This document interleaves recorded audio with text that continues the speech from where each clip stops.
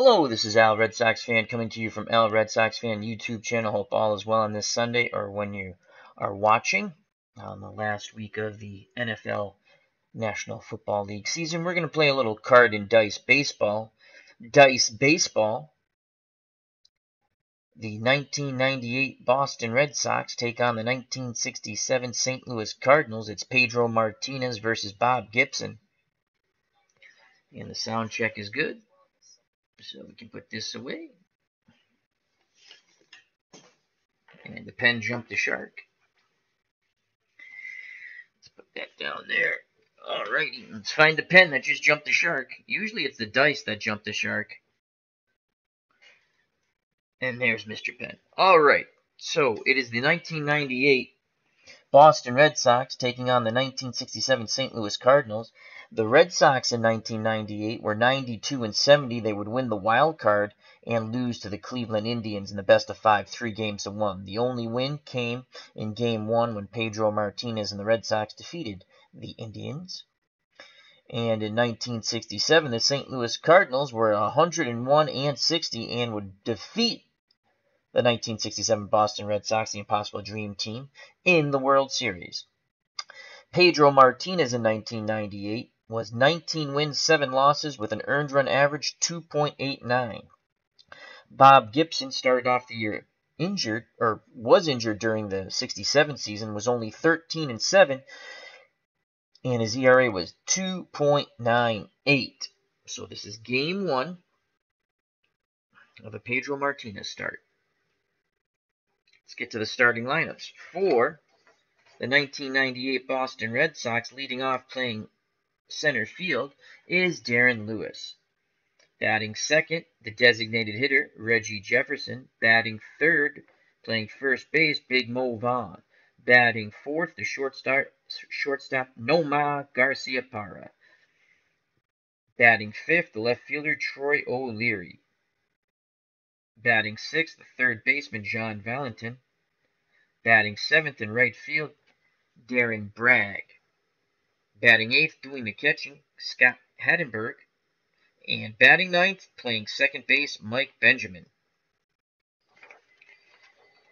For the hometown St. Louis Cardinals, leading off, playing left field, Lou Brock.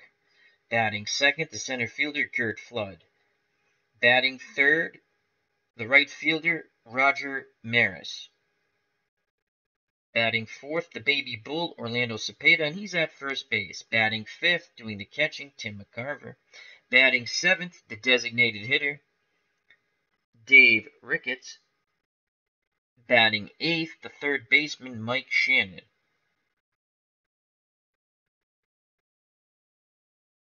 He's batting seventh, excuse me.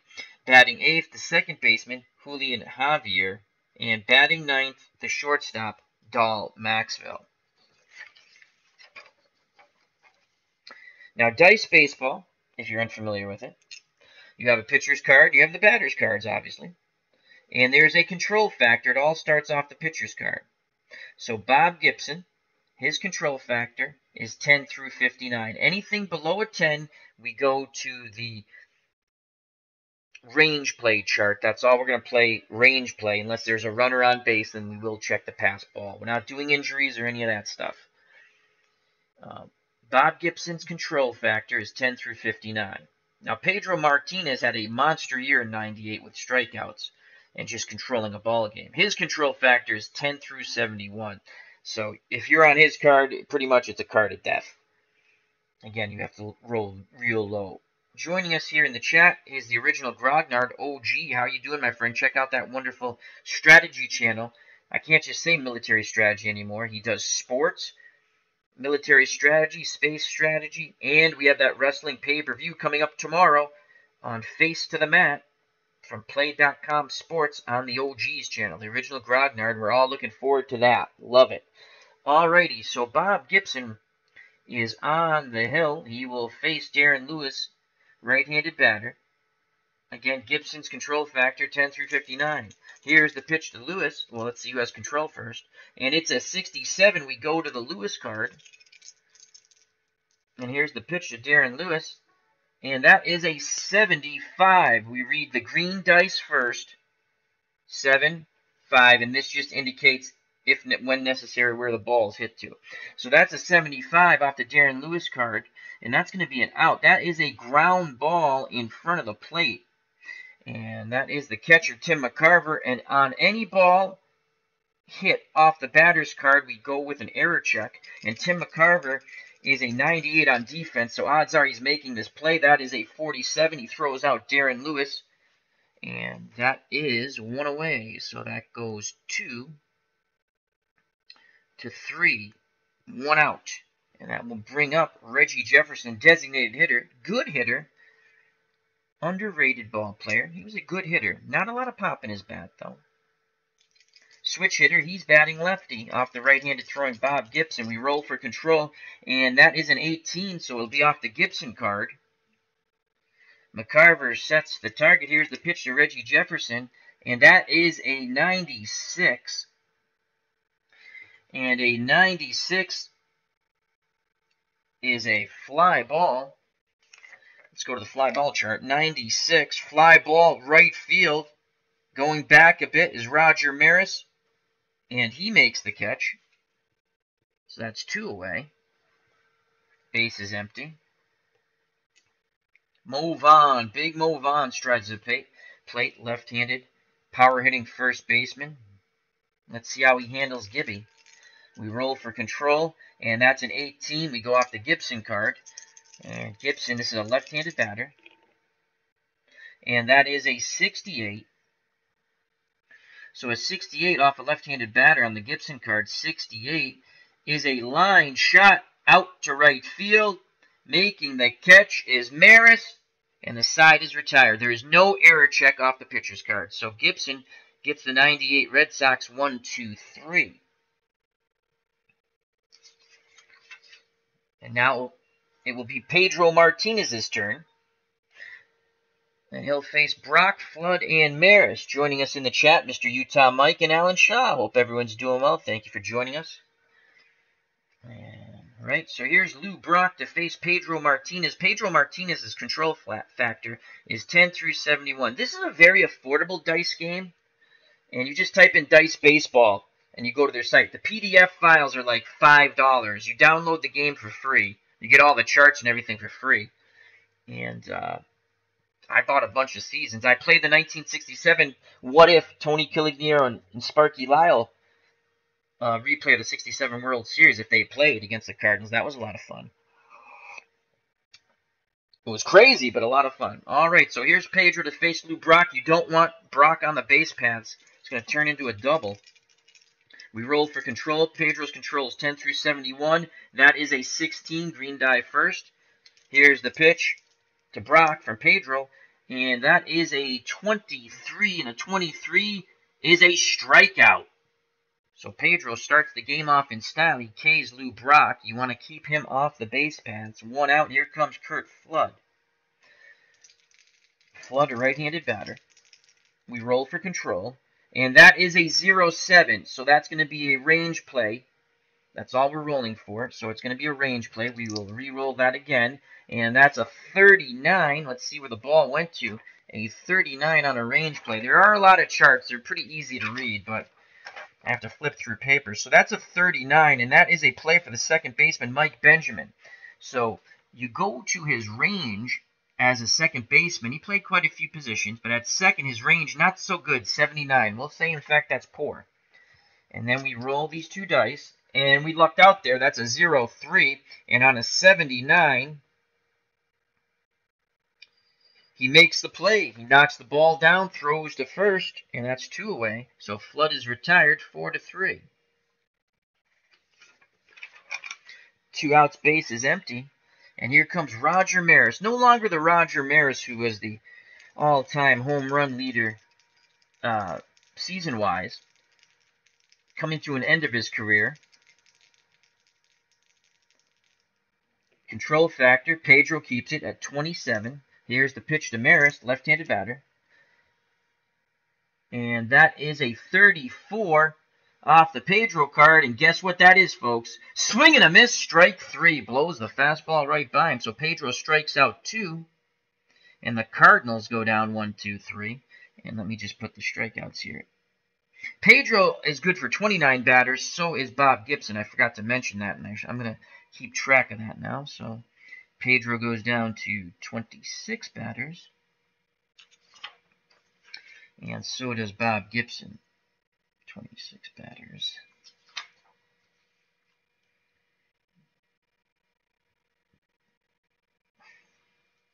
Circle the K's. All right. Top of the second, due up for the Red Sox. Garcia Parra, Troy O'Leary, and John Valentin to face the intense one, Bob Gibson. Gibby back up on the bump. Gibson's control factor 10 through 59. We roll for it. That's a 62. So we're going to go off the Nomar Garcia Parra card. Right-handed batter. Gibson rocks and fires. And that is a 19. Usually lower the number. Actually, always lower the number, the better. So a 19 off the Garcia Parra card. Righty-righty matchup. 19. That is a single to center field. The center fielder's Curt Flood. Remember, any ball put in play off the batter's card, you roll for an error. Possible error, and this might be a possible error. 98. Curt Flood in center is a 96. So he does make an error. And when they make an error, Garcia Parra, we're just going to play, he moves up one base. So Garcia Parra has a single and advances to second, as I cannot, there's a rare chart. I'm not going to go through that. For all that rigmarole, we're going to say one base.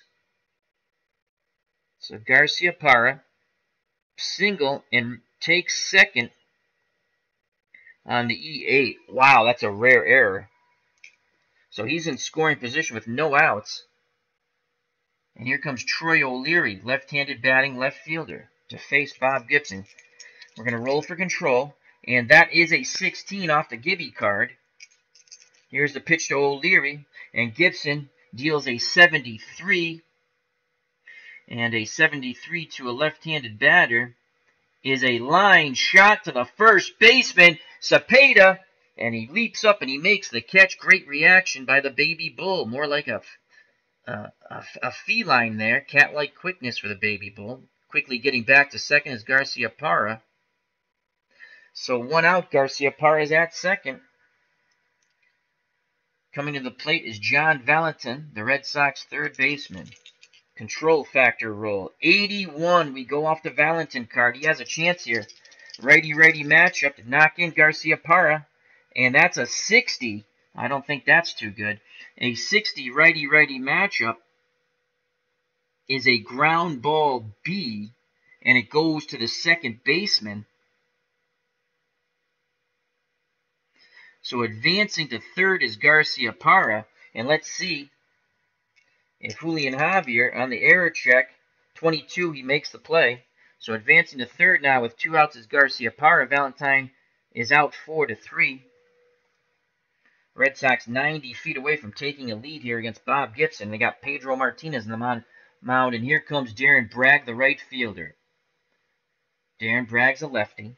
We roll for control, and it's 61 just off the Gibson card, 10 through 59, so he just misses control. Here's the pitch to Darren Bragg. Can he give the Red Sox a 1-0 lead? That's a 58 off a right-handed pitcher. 58.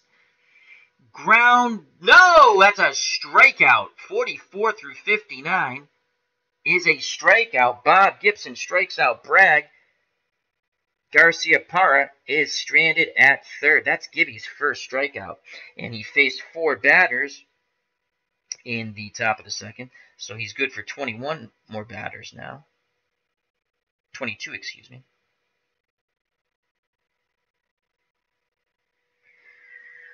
So he strikes out Darren Bragg. Garcia Parra stranded at third. The error causes no harm. Due up for the 67 Cardinals, Cepeda, McCarver, and Ricketts. Ron Jeckett has joined the chat. Check out that wonderful channel. Hope all is well. Mr. Utah Mike, how goes your Stratomatic PC league? Any updates on that? And we have our good friend, once again, Alan Shaw in the chat from across the pond. Any Glory's Day boxing going on? And the original Grognard, wonderful strategy channel, military, sports, space, everything, and wrestling. All right, here comes the baby bull Orlando Cepeda, right-handed power-hitting first baseman. We roll for control, and that is a 94, so control will go to Orlando Cepeda, righty-righty matchup. Here's the pitch from Pedro to Cepeda, and that is a 48 to Orlando Cepeda, 48. And that's a strikeout off the Cepeda card, and that is the third strikeout for Pedro Martinez. 1 out. Striding to the plate, Tim McCarver, left-handed batting catcher. Let's see how he handles Pedro. We roll for control. 96, so it's going to be off the McCarver card. Another opportunity here for the Cardinals. Hattenberg sets a target. Here's the pitch from Pedro to Tim McCarver, and that's a 19, and that should be a good result. Righty-righty, 19, and that is a single to left. The left fielder is Troy O'Leary. His error rating, or his defensive rating, is 97. So anything 97 or lower, he makes the clean fielding play. It's an 18, so he fields the ball and throws it back in. So McCarver singles. That's the first hit off Pedro. So 1 out, 1 on. McCarver's at first. He's not going to steal. He's only a 47 steal. And here comes Dave Ricketts, the backup catcher. We're carrying a third catcher because we put Ricketts as the DH. Ricketts, a switch hitter, batting lefty off Pedro Martinez. McCarver takes a slight lead at first. Movan holding him on. Pedro's hold factor is a -3, and Scott Hattenberg's arm's a -4. Together, that's a -7. You really don't want Lou Brock to get on base. He's going to steal second quite easily. But this is Tim McCarver. We roll for control, and that's a 45, so Ricketts will be going off the Pedro Martinez card. Pedro kicks and deals to Ricketts, and that is a 21, and a 21, swing and a miss, strike 3. Oh, wait a second. Wait. Switch hitter batting lefty. That ball is gone. Ricketts goes over the left field fence, and bye-bye birdie, because he is a switch hitter batting lefty. 21 and 22 are home runs off the Martinez cards, and just like that, a home run by Ricketts. See, I made a really good lineup, and it's a 2-0 lead for the Cardinals. Wow. McCarver greets him at home plate. Pedro, Ricketts sitting dead red, crushed that ball the other way. A homer to left. And it's 2-0 Cardinals. 1 out. And coming to the plate is Mike Shannon, right-handed batting third baseman. Could that be enough for Bob Gibson? We shall see. We roll for control. That is a 39. And that home run again came off the Pedro Martinez card. 21 and 22 if you're a left-handed batter. And he's a switch hitter, so he's batting lefty. That's a home run. And that is a 39 for Shannon. So Martinez is in control. Here's the pitch to Shannon. And that is a 96. That is going to be a fly ball. 96. Out to right field. And making the catch is Darren Bragg. So 2 outs, no one on, 2-0, thanks to the Ricketts home run. And a lot of joy in the stands here in St. Louis. And here comes the second baseman, Julian Javier. We roll for control off the Martinez card, 77. It'll go to the Julian Javier card, righty-righty matchup. The pitch, and that's a 38 off the Julian Javier card, 38. And that is a strikeout. 37 through 50 is a K. Pedro Martinez strikes out 2. He's now struck out 4. But he also gives up a 2-run homer to Dave Ricketts. As we go to the top of the third, it's now 2-0 Cardinals.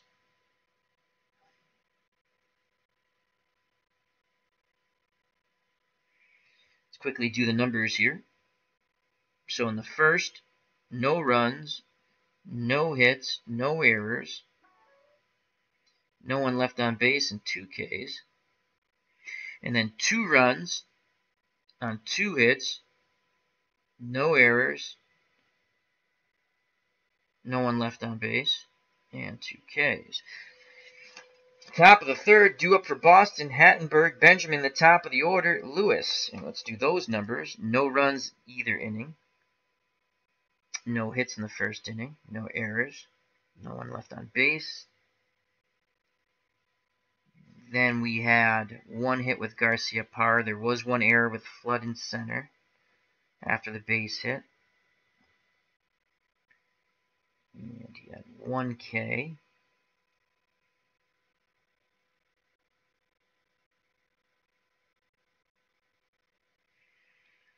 Okay, top of the third.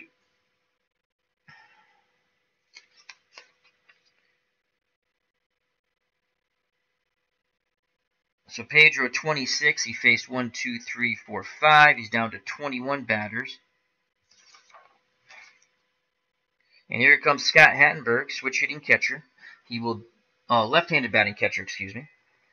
He'll face Bob Gibson. We roll for control off the Gibby card. And Gibson, that's a 62 out of his range, as he is a 10 through 59. Here's the pitch to Hattenberg. And Gibson deals him a 39. A 39 off the Hattenberg card. 39. That's a double to right. A double. Let's do the error check for Roger Maris. 72. Maris's defensive numerical rating is a 97, so he fields the ball cleanly, throws it back in, but Hattenberg has a double. So the Red Sox once again have the leadoff runner on second. And here comes Mike Benjamin. Benjamin's bunt rating's 95, and we will bunt. We will bunt. Benjamin will bunt Hattenberg over. Let's get that chart. And I remember bunting. I haven't played this game in a while, but bunting was pretty, regardless of infield inner, they didn't have anything different. Sacrifice chart. So he is a 95 bunter. And we just roll the 2 die. And that's a, oh my God, that's a 94. That cannot be good. And just in typical Red Sox fashion, he pops the ball up, and McCarver makes the catch. So he's a 95 bunter. Pretty much everything, you know, you're going to have a sacrifice here. And we just rolled a 94 and a 91 through 94. Pop out to the catcher, and Hattenberg holds at second. So Mike Benjamin doesn't get his JOB done. Pop out 2. Good job by Gibson jamming him. So there's 1 out, runner at second, top of the order. Darren Bragg grounded a number in front of the plate, and McCarver threw him out. We roll for control. Gibson 51. We go off the Gibby card, and this is a righty-righty matchup, and that's an 81, and an 81. Righty-righty is a fly ball out to center field, and Flood makes the catch. So there's 2 down. And Hattenberg is still at second. Hattenberg's speed is 76. And with 2 outs from second, there is no modification. So it'll be a straight-up Hattenberg 76 against the throwing arm of an outfielder if there is a base hit. And let's just double-check that. On runners advancing, but I'm pretty sure I played a couple of quick 6-inning games last night while listening to some streams. Runner going from second to home on any single. If 2 outs, there is no -10 subtraction. Just the fielding arm of the outfielder. So 2 outs, Hattenberg will be going on contact. Here comes Reggie Jefferson. He flew out to Roger Maris. 2-0 Cardinals. We roll for control, and that's a 21 off the Gibson card. Gibson kicks and fires to Reggie Jefferson, and that's a 52. And a 52 is a ground ball. Jefferson, switch hitter, batting lefty. Make sure we get to the right column here, Al. Is a bounding ground ball to the shortstop. Up with it is Dahl Maxwell, and he throws to first, and the side is retired. So the leadoff double by Hattenberg goes for naught. He advances no more. Red Sox, after 3 no runs, 1 hit, no errors, 1 runner left on base, and Gibby had no Ks.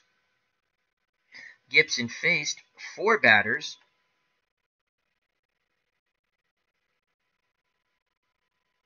So now he's down to 18.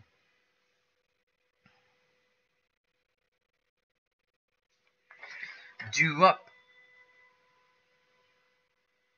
in the bottom of the third for the Cardinals, Dahl Maxfield. In the top of the order, Lou Brock and Kurt Flood. To face Pedro Martinez, Ricketts hit that 2-run homer. Quite a surprise off the Martinez card. Switch hitting, batting lefty. So here comes Dahl Maxfield. Here's the control roll. 21, we go off the Martinez card. Here's the pitch from Martinez to Maxfield. And that is a 73. What will it be? We shall see. Righty-righty matchup. 73. Slowly hit ground ball out in front of the plate. Hattenberg jumps on it, throws to Mo Vaughn, 1 down. It's 2-3 if you're scoring at home. Top of the order now, Lou Brock. Martinez struck him out in the first. You want to keep Brock off the base paths. It'll be automatic almost stealing against this Red Sox team. Here's the control roll. 86, we go to the Brock card. He is a left-handed batter on his card against a right-handed pitcher. And that is a 48, and a 48 is a strikeout. Again, he has trouble against right-handed pitching. At least, well, he hit 333, but strikeout on his card is 45 through 54, and Pedro gets him twice on his own card.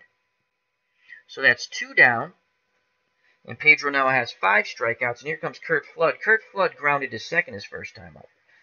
We roll for control off the Martinez card. That's a 45, so Flood will be dealing with that. Hattenberg sets the target. Here's the pitch, and Flood gets an 82. High numbers are not good. An 82, and he is a right-handed batter. An 82 is a ball hit up in the air. Pop up behind the plate, going back towards the screen is Hattenberg, and he makes the catch. Side retired. So Flood pops out to the catcher, Hattenberg. Pedro has a good bounce-back inning. He gives up no runs, no hits. There are no errors. He strikes out another. No runners left on base. And he now has 5 strikeouts. He faced 3 batters. So he's down to 18 batters he can face before fatigue sets in. And that's only if there's a rule to make sure. He's already given up a run and a hit, so fatigue will set in. And we'll get to that when we get to that. We go to the top of the 4th, 2-0 Cardinals. Let's go to the chat real quick.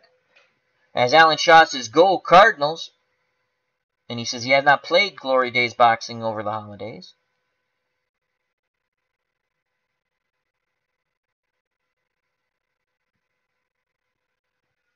All right, back to the game. Again, in the chat, we have Alan Shaw, Ron from Retro Sports Network, Mr. Utah Mike, and the original Grognard.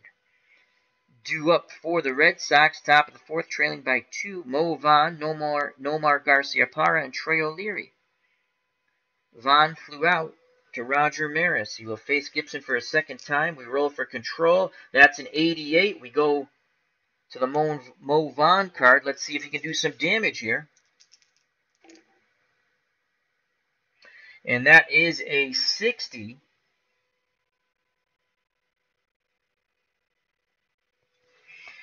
And Vaughn's a lefty.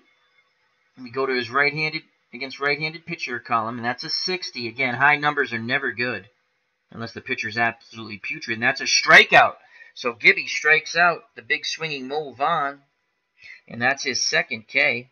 1 out, top of the 4th. Here comes Nomar Garcia-Parra. He singled and reached to second base on a rare Curt Flood error as he fumbled around with the ball in center. Control factor 14 off the Gibson card. Here's the pitch to Nomar Garciaparra. That's a 54 righty-righty matchup. 54 hard hit ball to the second baseman. He's up with it, and he throws to first. 2 down. Nice play by Julian Javier. So there's 2 away. Base is empty for Troy O'Leary, Red Sox left fielder in 1998. O'Leary lined out to Orlando Cepeda. Cepeda made a nice leaping catch.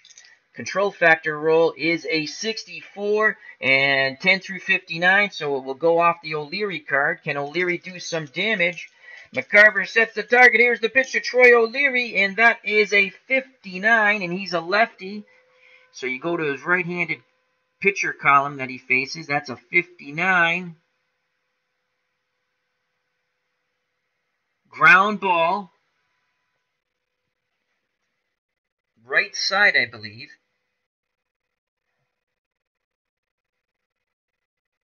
Nope, to the shortstop. I'm sorry.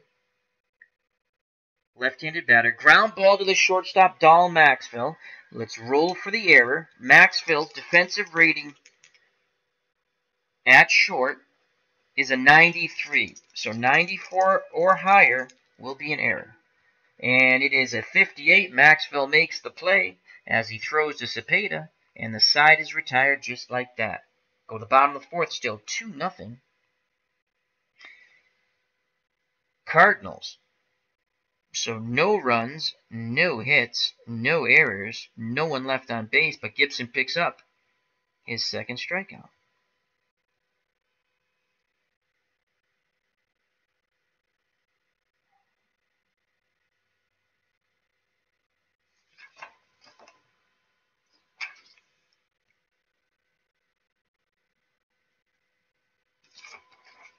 Due up in the bottom of the fourth for the 67 Cardinals, Maris, Cepeda, and McCarver to face Pedro Martinez.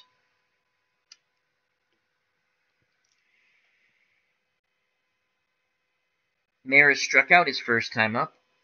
Pedro has 5 strikeouts so far. We roll for control, and that's a 32. It'll be off the Martinez card. Here's the pitch from Martinez to Maris, and that's a 42. He's a lefty. Make sure we look at the right column. And off the Martinez card, a 42.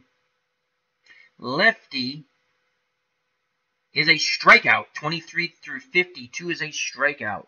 Another K. That's the second time Maris has K'd. And Martinez now has 6. 1 out, no one on for the baby bull. He also was a strikeout victim of Pedro Martinez in his first at-bat. Roll for control, and that is a 6. So that will be a range play. No one's on base, and that's a 32. So who will this ball be hit to on a 32? A 32 is a ball hit to Benjamin once again. He does not have stellar range. Benjamin's range at second is 79.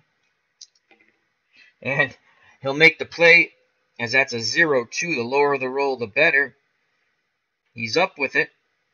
Throws to first for out number 2. So at least Cepeda makes contact this time, but he grounds out to Mike Benjamin at second. 2 outs, base is empty for Tim McCarver. He singled in the second, scoring ahead Dave Ricketts when Ricketts hit the homer. Can he keep the inning alive and get Ricketts back to the plate? Here's the control factor roll, and that is a 12. We go off the Martinez card. The pitch to McCarver, and that's a 73. What will it be? We shall see. McCarver's a lefty. We go Martinez to the left-handed column. 73. Line shot out to right field. Darren Bragg racing towards the line makes the catch. 1, 2, 3. Go the Cardinals. They still have a 2-0 lead as we go to the top of the 5th.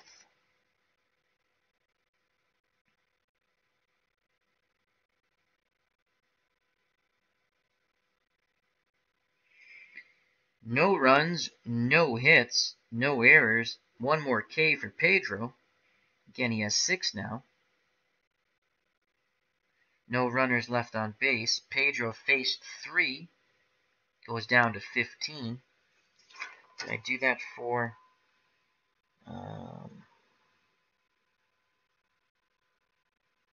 no, I didn't. And Gibson's down to 15 also. So top of the 5th, due up for the Red Sox, trailing by 2 is Valentin, Bragg, and Hattenberg. Pedro Martinez has made 1 mistake, and Dave Ricketts made him pay for it. 2-run homer to left. Valentin grounded to Julian Javier his first time up. Gibson picks up the sign. We roll for control. Again, Gibson's control 10 through 59, and that's a 31. Here's the pitch to Valentin, and that's a 73. Righty-righty matchup, 73, as I like to say. What will it be? That is a line shot to the third baseman. Making a one-step diving catch is Shannon. Great reaction, as Valentin was robbed of extra bases down the line. So Shannon flashing the leather. 1 out, and here comes Darian Bragg. He struck out against Gibby his first time up. Control factor roll is a 76. We go to the Bragg card. He is a left-handed batter. McCarver sets the target. Here's the pitch to Bragg from Gibson, and that is an 89. An 89 is a ball hit up in the air. That's a pop-up, third base side, drifting to foul territory, and Shannon makes the catch. He's been a busy beaver at third, so there's 2 outs, and Scott Hattenberg will come up. He doubled off Gibson to lead off the third, but would advance no more. Gibson would get the next 3 Red Sox out. So let's see what Scott Hattenberg can do. 2-0 Cardinals, 2 outs, top of the 5th, base is empty. Control factor roll is a 0-2, so it's a range play. Let's re-roll that now. That's an 83. So we go to the range play chart. Again, no one on. We're just playing range play. If someone was on, we check if it fell under like wild pitch or balk or something like that. So that's an 83. And 83 is a play for the center fielder, and that's Darren Lewis. Darren Lewis is, what am I saying? Not Darren Lewis. Center fielder is Kurt Flood, who's already made an error. His range is a 94. For the Cardinals. So let's see if he makes the catch.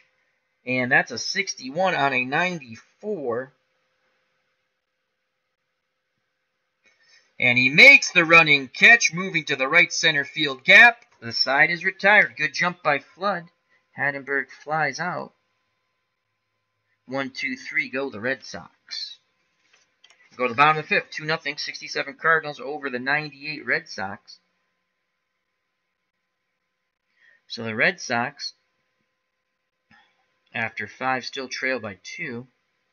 They had no runs, no hits, no errors, no one left on base. Bunch of goose eggs. Bottom of the 5th, due up for the 67 Cardinals. The man who hit the 2-run homer off Pedro Martinez, Dave Ricketts, followed by Mike Shannon and Julian Javier. Ricketts, switch hitter, will bat lefty, and the home run came off the Martinez card. Remember, by accident, I looked to the wrong side, and then I realized he's a switch hitter. He's batting lefty. Control factor roll, Martinez, and that's an 81. It falls off outside of the 10 through 71. We go to the Dave Ricketts card. Yellow die. Got it. Caught it. Here's the pitch to Ricketts. Martinez looking for some revenge, and that is a 95. 95. That will be another ball hit up in the air. Wave your hands like you just don't care. That is a fly ball out to right. And Darren Bragg, we have to go with an error check now. Darren Bragg's defensive rating in right. Where's his defensive? Is a 98. And that's a 14. He makes the catch. Can of corn. 1 out. Now bring up Mike Shannon. He flew out to Bragg in the 2nd. Control factor roll. 75. Again, falling outside. 10 through 71. So we will go to the Shannon card. Hattenberg sets the target. Here's the pitch to Mike Shannon from Pedro Martinez. That's a 37. Righty-righty matchup, 37. And swing and a miss! That's a strikeout. 35 through 48 against a right-handed pitcher off his card is a K. Pedro picks up K number 7. 2 outs. Second baseman Julian Javier strides the plate. He was a strikeout victim back in the bottom of the second. Can Pedro get him for a second time? Javier, right-handed batter, digs in. Control factor roll. That's a 52. It goes off the Pedro card. He's in control. And that is a 77. And make sure righty-righty matchup, 77. Line shot right back at Martinez, and he makes the catch. Great reaction by Pedro Martinez. Actually, I messed that up. Either way, it's an out, but we'll go with that. As I looked at the wrong column, either way, it's an out. Off the pitcher's card, no error check. And I like the line shot call, so that's what we're going with. It's a line out to 1. So 1, 2, 3 go the Cardinals in the bottom of the 5th. They still have a 2-0 lead. No runs, no hits, no errors. Pedro did record 1 more strikeout. He now has 7. No runners left on base. That's 3. We take that away from his 15, so he can face 12 more batters before fatigue sets in.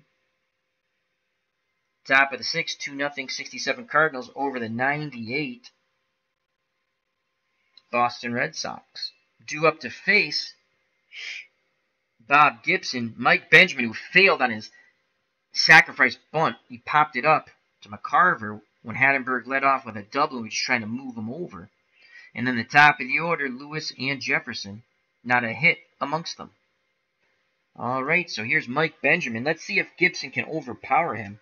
This just looks like a mismatch on paper. We roll for control, and that's a 0-7. It'll be a range play. Let's see what fielder. And green die first, that's a 68.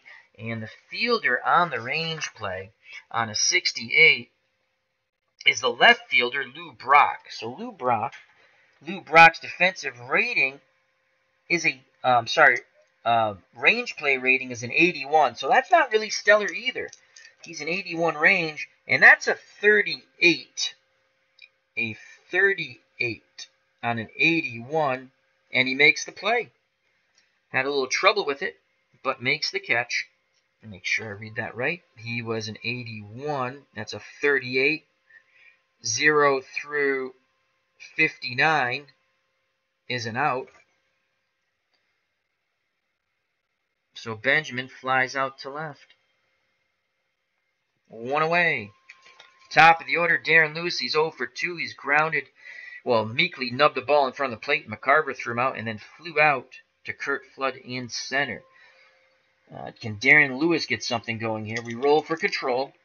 And that is a 46 off the Gibson card. Lewis is a righty.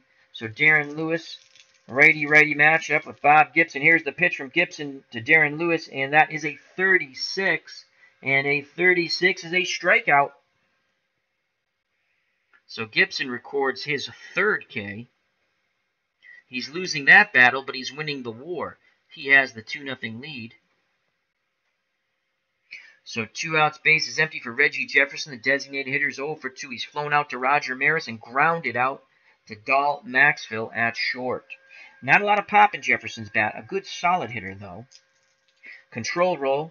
Oh, the red die just jumped. Well, the green's a 9, so it's going to go off the Jefferson card. So no matter what.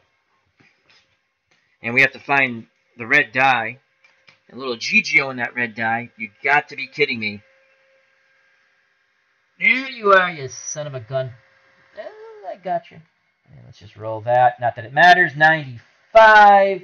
The 9. Once you see the 9, you know it's going to be off the batter's card.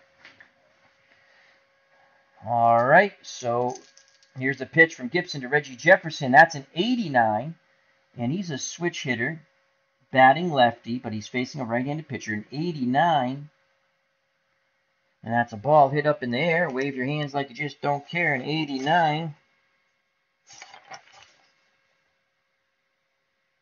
is a pop-up left side converging on it on the outfield grass. Now it starts drifting more towards third, and Shannon calls off Dahl Maxfield, and he makes the catch. He's been very busy these past 2 innings.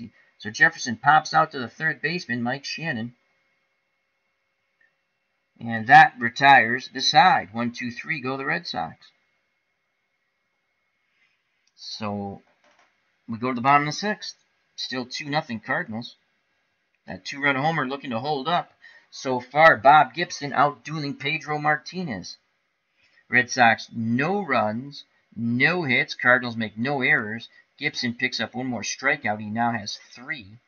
And the Red Sox left no one on base. He can face 12 more batters. What a pitcher's duel here in St. Louis. Due up for the Cardinals in the bottom of the 6th to face Pedro Martinez, Dahl Maxfield, the shortstop. In the top of the order, Lou Brock and Curt Flood. Maxfield nubbed one in front of the plate, and Hattenberg threw him out his first time up. We roll for control, and that is a 12. We go off the Martinez card. Dahl Maxfield's a righty. Here's the pitch to Dahl. And that is a 78. 78. Righty-righty matchup. That's a line shot towards second. Benjamin makes the catch. It was right at him. So that's a line out to Mike Benjamin. 1 out, top of the order now. Lou Brock and Pedro has struck him out twice. You do not want Brock to get on, that's for sure. Can Pedro get the hat trick? We shall see. Roll for control, and that's a 40. We go off the Martinez card, but Brock is a lefty. We're going to use the left-handed column. Here's the pitch to Brock from Pedro Martinez, and that's a 19.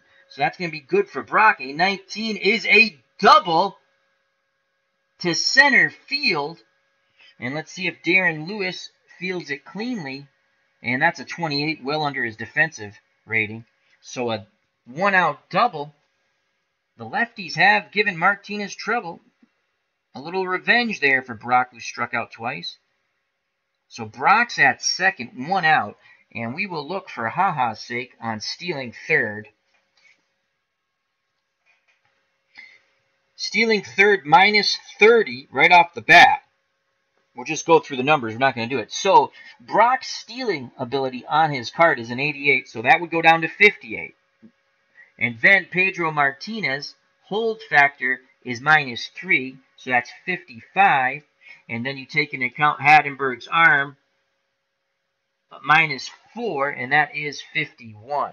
So that's how that would work. But we're not stealing because that's obviously a 50-50 shot. He's making it. And we have Curt Flood coming up. Flood's 0 for 2. Flood's 0 for 2. He is grounded out to second and also popped out to the catcher.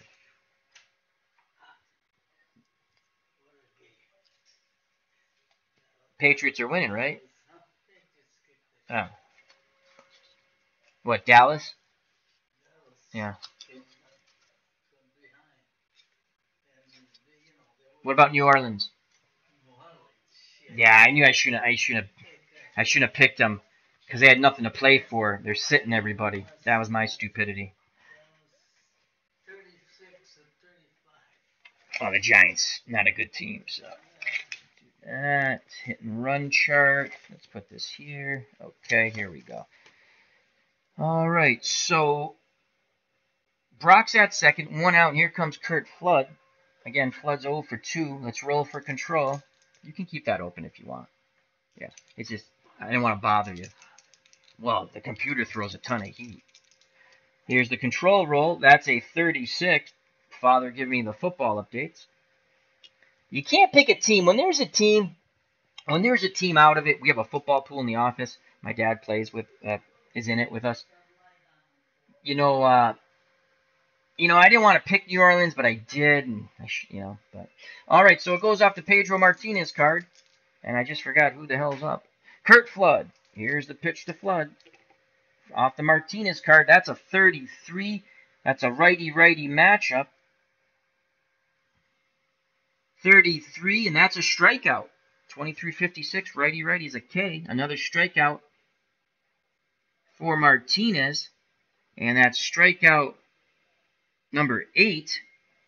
So 2 outs. Brock will be off on contact with 2 outs. That does make a difference if there's a hit on how things go. With 2 outs from second, there is no modification. It's a straight-up outfielder's arm rating against the speed rating. Let's go to the chat real quick. We have USA Patriot. How you doing? He says, hey, this is better than the real thing. Great fun. Thank you, my friend. And Bobby Cantillano. Hope all is well. Always good fun, good fun. I'm going at a pretty good clip. All right. Because I don't play this game as much, I'm not looking at the chat because I forget I'm like running through the rules in my head. So 2 outs, runner at second, we roll for control, and Roger Maris is up. Maris has struck out twice. Can Pedro Martinez get the hat trick? Control factor roll 26 goes off the Martinez card, though he's a lefty, and lefties have given Martinez trouble today. Remember, Ricketts, a switch hitter, hit the 2-run homer. And here's the pitch from Martinez to Maris, and that's a 71, and that's going to be an out. Ground ball. First baseman's up with it.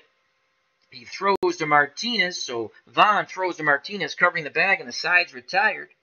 The double for Brock goes for naught.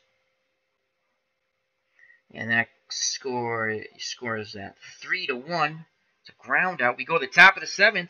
Cardinals still lead 2-0.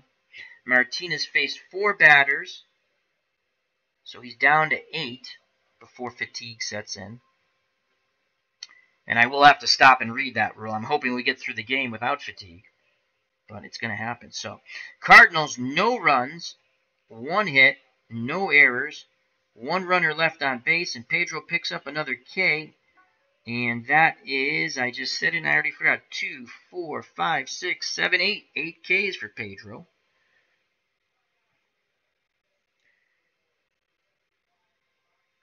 So we go to the top of the 7th. And due up for the 98 Red Sox, down by 2 to face Bob Gibson, Mo Vaughn, Nomar Garcia-Parra, and Troy O'Leary, the heart of the order.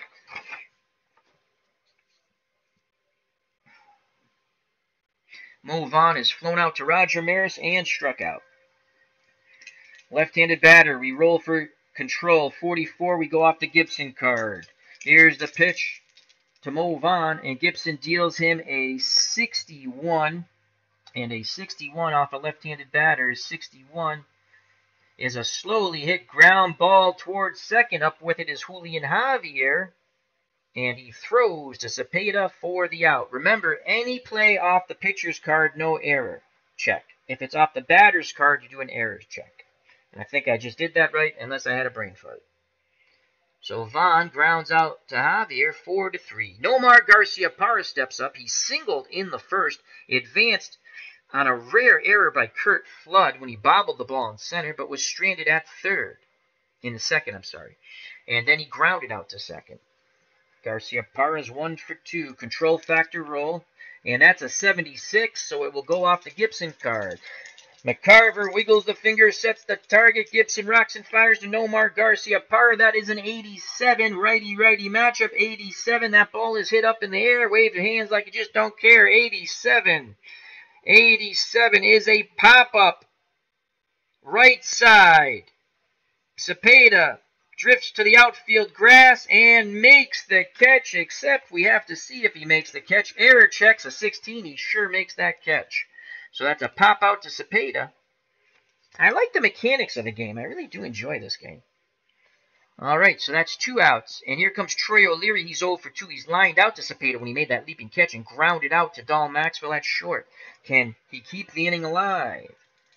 Control factor roll for Gibson. That is a 0-8, so it will be a range play. Let's see who the fielder is going to be, and that's a 0-1. So the fielder on the range play, because there's no one on base, so it's not going to be a 0-1 is going to be the pitcher. Bob Gibson, I know he's automatic. He's 99. So we know he's going to make the play. Unless it's a 90, he makes the play. 41. So Gibson knocks the ball down. Hard hit ball back at him. Picks it up. Throws to Cepeda at first. The side is retired. 1, 2, 3.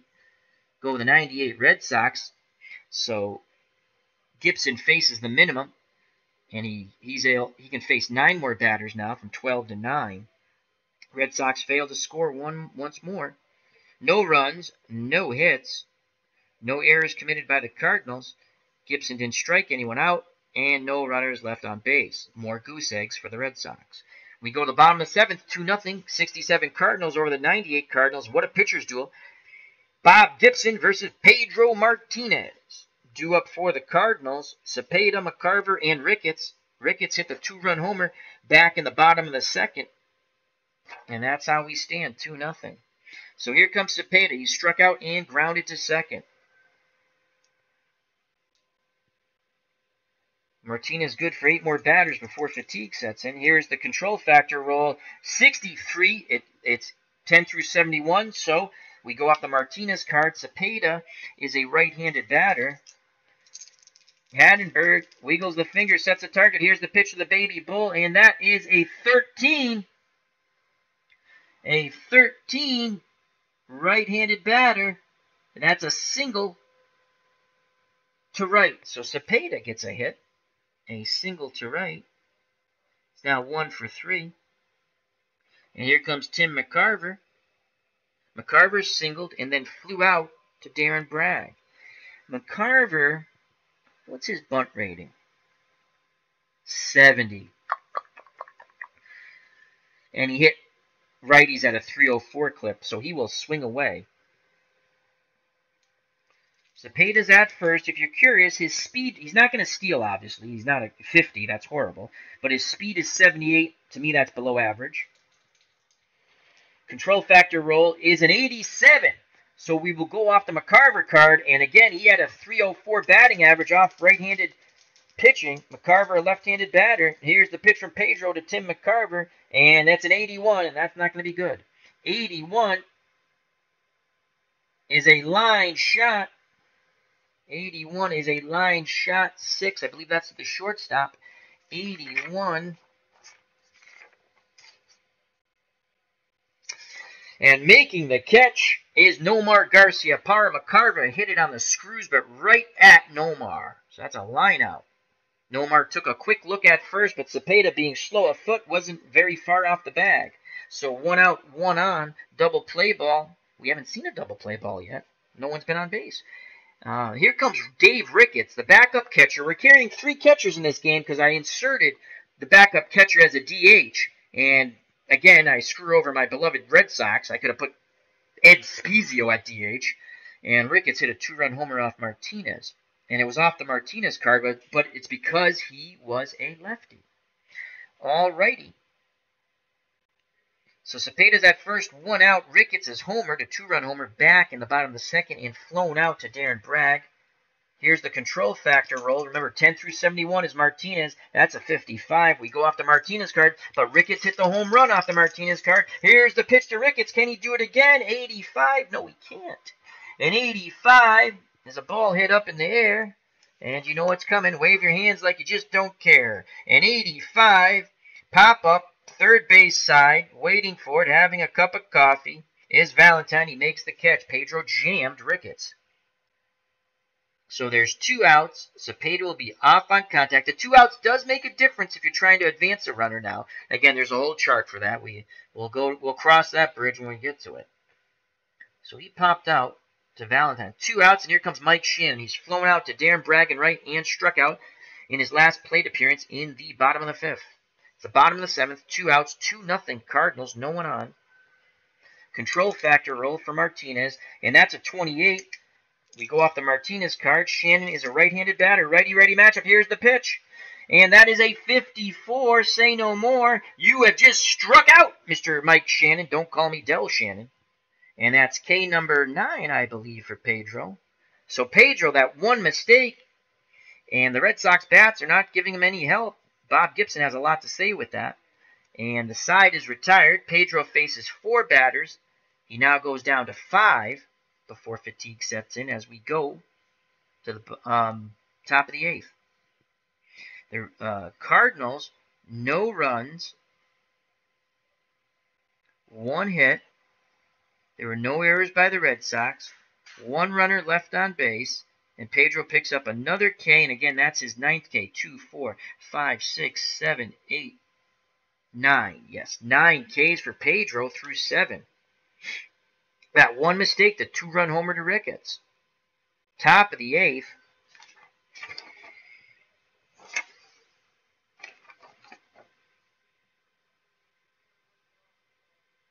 Did I make a mistake on Gibson's fatigue? 9.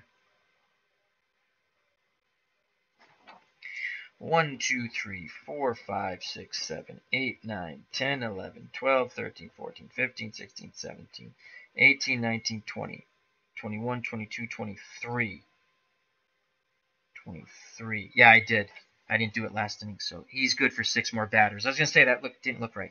Okay, so due up for the Red Sox in the top of the 8th. Time is getting late. Is Valentin, Bragg, and Hattenberg. John Valentin is 0 for 2. He's grounded out to second in line to third. Gibson has controlled the Red Sox bats here. Gibson's control factor, 10 through 59. We roll for control. That's a 68. We will go off the John Valentin card. And John Valentin's a righty. Here's the pitch to John Valentin. Can JV become varsity? And an 84 he shall not. And righty-righty matchup, 84. Ball's hit up in the air. Yes, I'm going to say it. Wave your hands like you just don't care. An 84. Pop up second base. Roll for the error. Check. His second baseman is Julian Javier. 92 defense. And that's a 54. He makes the catch on the pop-up. And Valentin is out. Pop-up 4. 1 out here in the top of the 8th. Time getting short for the Boston Red Sox in 1998. Darren Bragg comes up. He is struck out and popped out to the third baseman, Mike Shannon. Control factor roll for Gibson. 75. We go to the Darren Bragg card. He's a left-handed batter. Here's the pitch. And that is a 42. How do you do? 42. Bragg facing right-handed pitching. He batted 284. And that's a 42. Let's see what happens here. That ball is gone! Darren Bragg goes yard. 42 and 43 against right-handed batters is a home run. So Darren Bragg goes yard. The Red Sox cut the lead to 1. Wow. Another unlikely power source. He had some pop. Yeah, he had 8 home runs. That's wow. Gibson provided a lot of power on that with that fastball. So a home run. It's 2-1 now. Some anxious moments here in St. Louis. Let's make sure we did this right. 42, righty. Yeah, home run. All runs have been scored on homers. Quite exciting. So 1 out. Red Sox now trail by 1. Here comes Scott Hattenberg. He doubled in his first at-bat and then flew out to Roger Maris. Hattenberg hit righties at a 282 clip, and he had 12 home runs. So let's see what Hattenberg can do. Control factor roll for Gibson, 25. We go off the Gibson card. Here's the pitch to Hattie. And Hattenberg has a 92. Well, that will not be good. A 92. Ball hit up in the air. Out to right field once again. Maris drifting towards the line, and he makes the catch. Second time, Hattenberg has flown out to Roger Maris. So 2 down, 2-1 now. Red Sox thanks to the Darren Bragg blast. And here comes Mike Benjamin, and Mike Benjamin is not going to hit. Mike Benjamin will be called back. And now my management expertise will come in. Mike, he couldn't even freaking put a bunt down. And we're going to go with Mike Stanley, former Yankee. He hit 285. And Mike Stanley had good pop in his bat. He only had 7 home runs that year. How many at-bats did he have? 156. Who's the other person we have here? Midre Cummings. And he hit 297, and he's a lefty.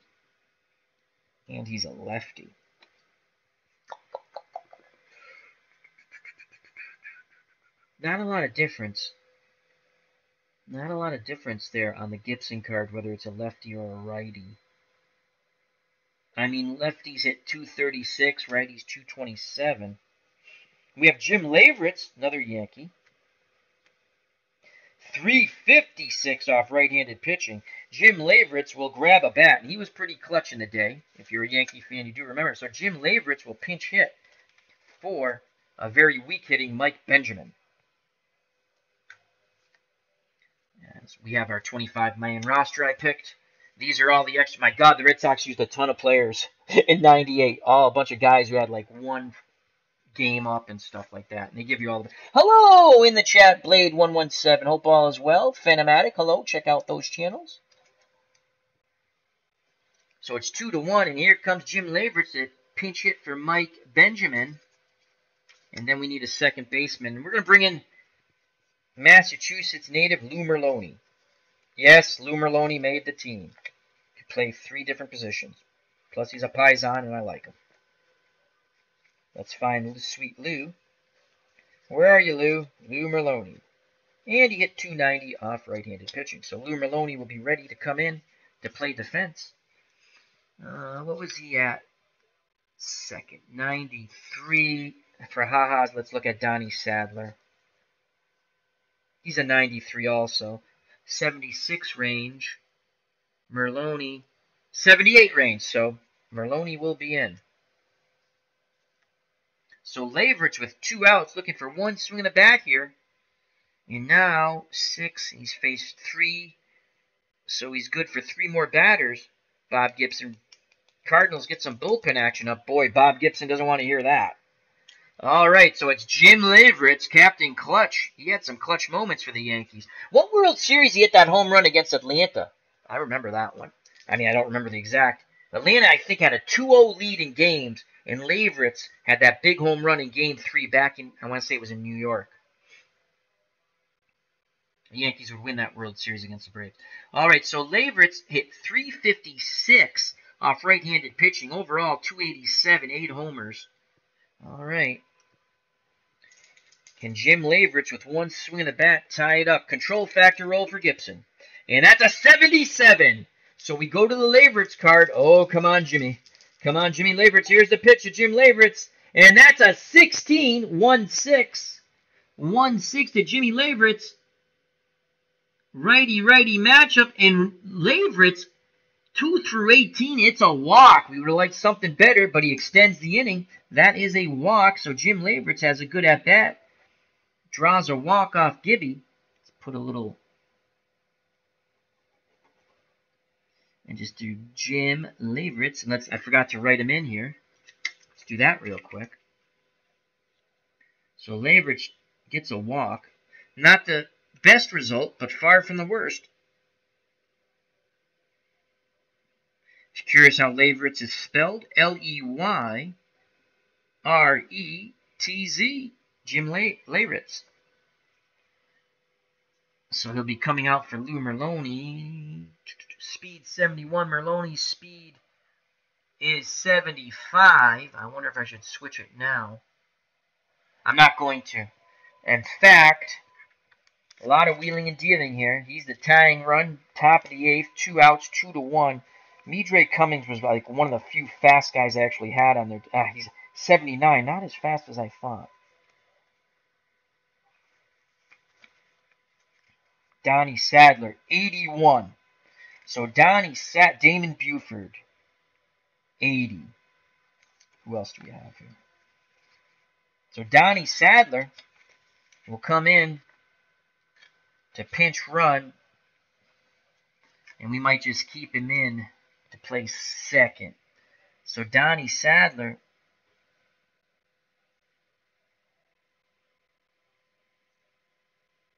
will come in to pinch run. So we've used 2 players there. Top of the order, and it's 2-1. Things getting exciting here in St. Louis. Top of the 8th, tying run at first. Now it's Donnie Sadler. Remember, Leverett, pinch hit for Benjamin. He walked. Sadler's running for him. Darren Lewis 0 for 3. He's nubbed one in front of the plate and was thrown out. And he flew out to Flood in center and then struck out in his last at-bat in the 6th. Gibson has faced 1, 2, 3, 4. He's down to 2 more batters before fatigue sets in. Here's the control factor roll for Gibson. 45 off the Gibson card. Here's the pitch to Darren Lewis. Righty-righty matchup. And that is an 89. An 89 righty-righty. This ball is hit up in the air. Again, a jam job. Gibson comes high and tight. That's a pop-up to the third baseman, Shannon. He makes the catch. The side's retired. Boy, an angry Bob Gibson just glares at the Red Sox dugout. But the Red Sox get one on a surprise home run from Darren Bragg with one out. And it's now 2-1. So Bob Gibson faced 5. He's good for one more batter. The bullpen is ready. And we'll go through all those rules in a moment when we get to it. I might just go to the bullpen. I don't know. So we go to the bottom of the 8th. And Pedro's good for 5 more batters. And he will face Javier, Maxville, and Brock. Quickly going to the chat. Hope everyone's enjoying it. Ron from Metro Sports Network says that was a 96 World Series in Atlanta. Okay, so he hit the home run in Atlanta. So Atlanta had taken 2 from New York in New York, if I remember correctly, with Ron's help. Thank you, Ron. All right, due up again for the Cardinals. Javier, Maxville, in the top of the order, Lou Brock. Julian Javier is 0 for 2. He's struck out and lined right back to Pedro Martinez. Javier's a right-handed batter. Control factor roll. That is a 71, and it's still on the Pedro Martinez card, 10 through 71. Hattenberg sets the target. Here's the pitcher, Julian Javier. Martinez deals him an 87. Righty, righty. Righty, righty, righty. Get your righties here. 87. That's a pop-up. First base side. Oh, and Donnie Sadler's playing second. Actually, no. I'm going to stick with what I said before. Lou Merlone can't. I'll put him in. Lou Merlone's going to... Oh, boy. But if they go to the closer... Donnie Sadler's playing second. Donnie Sadler's playing second. And I'll write that in. So, actually, it's in already. I just have to make him the second baseman now. So, he's a pinch runner and second base. Lou Merlone, if we get that far, which I doubt, against a righty, will bat. So that was a pop-out to first. Move on. I believe. 87. Yes. All right, 1 out. I forgot to write that in. Here comes Donald Maxville now, the shortstop. 0 for 2. He nubbed one out in front of the plate and then lined out to Mike Benjamin. 1 out, top of the 8th, 2-1 now. Control factor roll for Pedro. And that is a 0. No, that's a 20. I'm sorry. Green die first. 20. We go off the Martinez card. Donald Maxville's a righty. Pedro kicks and fires. And that's a 32. That might be... That's a strikeout. Righty, righty, 23-56. Normally, again, a 32 would be a pretty decent roll off a mediocre pitcher, but Pedro's not mediocre. And that is strikeout number 9, I believe, for Pedro. 2, 4, 5, 6, 7, 8, 9. No, it's strikeout number 10. Pedro has struck out 10 Cardinals. So 2 outs. He's good for 3 more batters. And we go to the top of the order. Lou Brock, he struck out twice and doubled in his last at-bat. Brock, left-handed batter, digs in. Control factor roll. 94. It goes to the Brock card. Hattenberg sets the target. Here's the pitch to the speedy Lou Brock. That's a 31 lefty-righty matchup. So Brock's a lefty, but we go to the right-handed pitcher column. That's a 31. And that is a single to right. Brock will pick up his second hit. Single to right. We go with an error check to see if it's fielded cleanly. Darren Bragg. And that's an 18, so he fields the ball cleanly. And now we will watch the steal rule come into effect. So with 2 outs, Brock at first on the 2-out single. Kurt Flood at the plate. When a runner is stealing second now, there is no modification for the steal, meaning no minus whatever. Now you just go off the hold factor. So Lou Brock, stealing ability is 88. -3 hold for Pedro Martinez. That's 85. Then Hattenberg's arm is a -4. So that's -7 altogether. 88. So it's an 81 with 2 outs, excuse me. And Brock at first, 81. So an 81 or lower, he steals second. There goes Brock. There's the throw. It's a 74. He just slides in under the tag, and he steals second. So Brock is in scoring position. For Curt Flood, Flood has made a rare error. He's 0 for 3. He's grounded to second, popped out to the catcher, and struck out in his last plate appearance in the bottom of the 6th. 2-1. Control factor roll. And that's a 73. That is outside the control factor of Pedro Martinez. Righty-righty matchup. Martinez kicks and deals to Flood. And that is a 15. And that's not going to be good for Pedro. A 15 is a single to left. A single to left. All right. So, Lou Brock's speed is 79. There's a difference between speed and stealing ability. Is 79. With 2 outs, there is no modification when trying to advance from second to home on a single, but we have to go to the proper chart here. So let's just 2 outs, single to left, and Troy O'Leary. 15. Yep, single to left. Righty-righty matchup.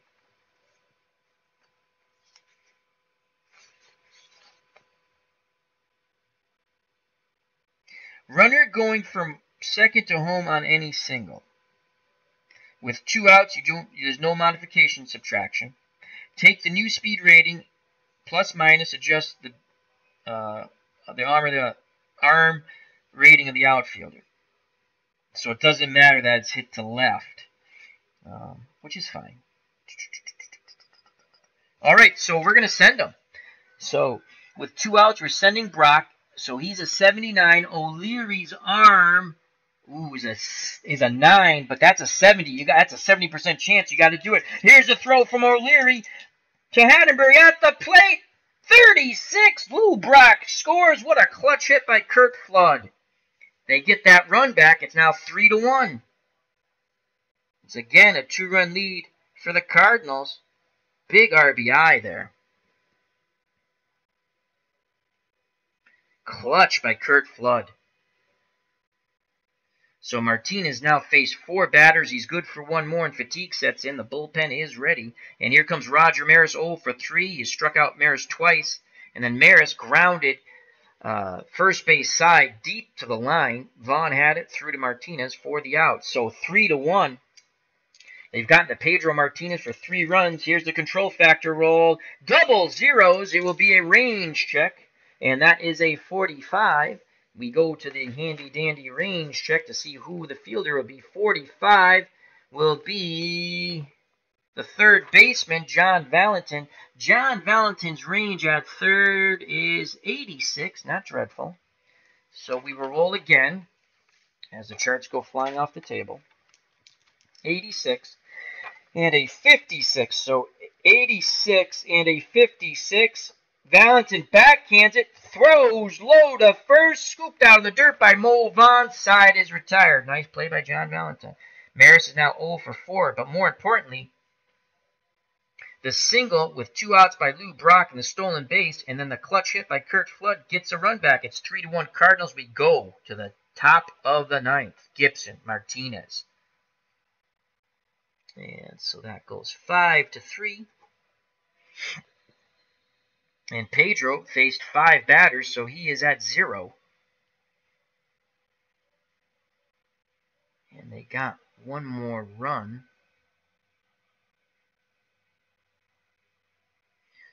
So 1 run on 2 hits. No errors. 1 runner left on base. Pedro picked up his 10th K. We go to the top of the 9th. Gibson can face 1 more batter, and then fatigue sets in. He's got Jefferson 3 times. Knock 3 times on the ceiling if you want me. Twice on the pipes. If it's no. Alright, the Cardinals closer. I put him on top. No, that's not the closer. Shoot. I think it was Nelson Briles. Is he? No, it was a lefty. Briles had 6 saves, but that's not him. Horner, Joe Horner, 15 saves. Lefties actually hit 259 off of him. Righties 215. So Horner is ready.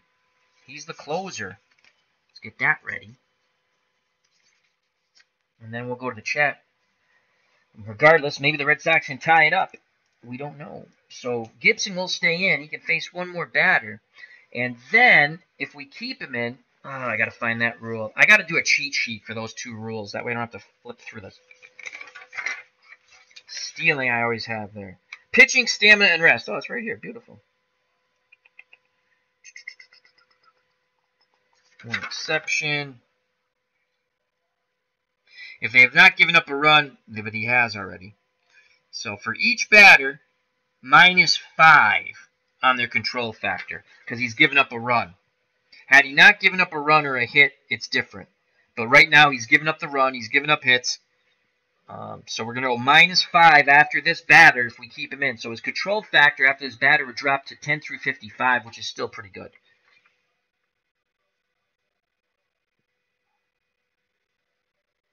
They use Mike Flanagan as an example. Flanagan has a control factor of 10 through 59. After he tires, the next batter he faces, his control rating would be 54. Then 5, so on and so forth. 5 each time. The only exceptions are, 1, if the pitcher has not allowed a hit yet, he does not tire, and you do not reduce his control rating. Once a pitcher yields a hit and his stamina has been used up, you then start subtracting except from his control factor. Okay. 2, if the pitcher has not yet given up a run, when you subtract, it's only -3. Once he gives up a run, it goes to -5. Okay. And let's put it back on the steal thing. Let's put that here. All right, so Gibson's going to stay in, and he's going to face Reggie Jefferson. So it's going to be Jefferson, Vaughn, and Garciaparra. Again, these are the batters you want up for the Red Sox. Control factor roll for the last 71. So it goes to the Reggie Jefferson card. Gibson kicks and fires to Reggie Jefferson, switch hitter batting lefty, and that's a 95 fly ball.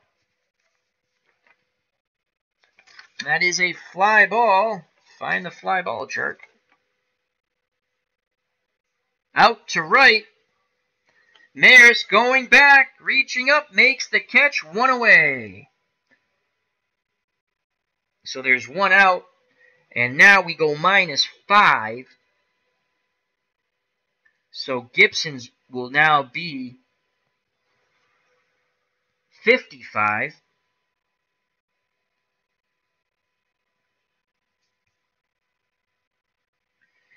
So from 10 through 59 54, excuse me, 54. Okay, and then so on and so forth. So he's going to stay in the game, and he will face Mo Vaughn. Vaughn is 0 for 3. He's flown out to right, struck out, and grounded to second. Control factor roll is now 10 through 54. And it is a 0-1 range play. Who will be the fielder? 15. We go to the range play chart. 15. Those are the 2 charts you usually use anyway. I got them right on top. 15 is a play for the catcher, Tim McCarver. McCarver's range as a catcher is an 85. That's about average. So now we will roll. And that's a 66. You get your kicks en route, 66. So he is an 85, right? Is that what I said? Yes, he is. He's an 85 and a 66. And that's an infield hit. It's just far enough away from McCarver. He cannot make a play as he wanted the ball to roll foul. And Mo Vaughn is at first, and we will triple check that. But I believe I have done that correctly. Tying run will come into the plate, and Nomar Garciaparra. Whoa. Tension now here in St. Louis, 3-1 lead. Okay, so Tim McCarver range is an 85. On this chart, 81 through 85, 0, 00 through 59 is an out, 60 through 99 is a single. And again, if it's an infielder, fielder, batter saved, infield single. Runners advance one base, but there's no runners on. And we rolled a 66. I did it correctly. So 1 out. Here comes Nomar. Gibson now goes down to 49. And Horner is ready, but he's a lefty. And all pitchers are ready. It doesn't matter. And Garciaparra hit 324 off righties and 320 off lefties. Not a big difference there, except the control factor for Horner is 1065. And coming out of the game, and he doesn't want, what should I do? Let's go to the chat. Should I take Gibson out? He's tiring. I'm fine, Clinton. When I play this game, I concentrate on the rules, so I don't talk as much to the chat. I think I'm going to take, I know it's sacrilege, we're taking Bob Gibson out because his control factor is now, if we leave him in, 10 through 49. And Garciaparra basically bats about the same for righties or lefties. And Horner's actually tougher on righties, 215 batting average. So, begrudgingly, Bob Gibson comes out of the ballgame. It'll be up to Horner to get the last 2 outs here. So here comes, Gibby's day is done.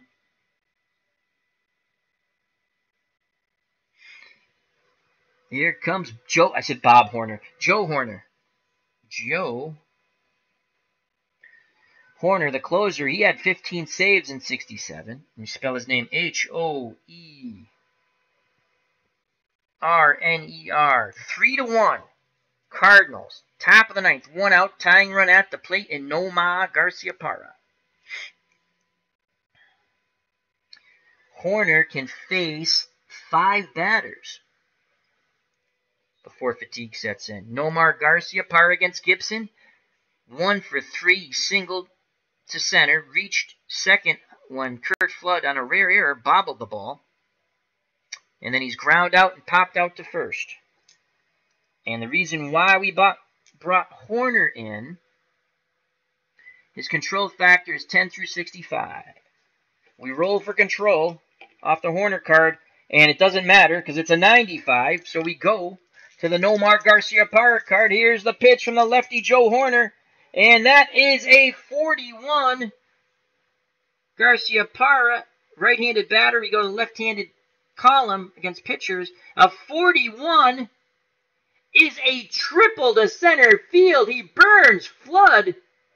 Again, let's check. Don't get overreact. Don't get too excited, Al. 41 off the Nomar card. Triple. 40 and 41. You just missed a homer. 42 through 46. We're going to game tying homer off the wall. And now we have to see if Flood commits another error. I doubt it. And that's a 9, so he does not. So scoring all the way from first, not the speedy, but just speedy enough as it's a triple. Move on. It's now 3-2. How huge was that insurance run, that stolen base, and the clutch single by Curt Flood? Garciaparra triples, and you can see Bob Gibson just staring at his manager. A death stare in the dugout. And also at Joe Horner on the mound. So Garciaparra picks up his second hit and an RBI. It's now 3-2, 1 out. And here's Troy O'Leary, lefty-lefty matchup. And Horner had more troubles with lefties. They batted .259. Control factor roll for O'Leary, and that is a 49. So it goes off the Horner card. Here's the pitch of Troy O'Leary, and it's an 88. Runner at third. We could have a sac fly here. 88. Lefty-lefty. It's a fly ball. I don't know if an 88's to the outfield, though. That's the question. We shall see. An 88 is not a fly ball to the outfield. It's a pop-up as O'Leary's jammed to second base.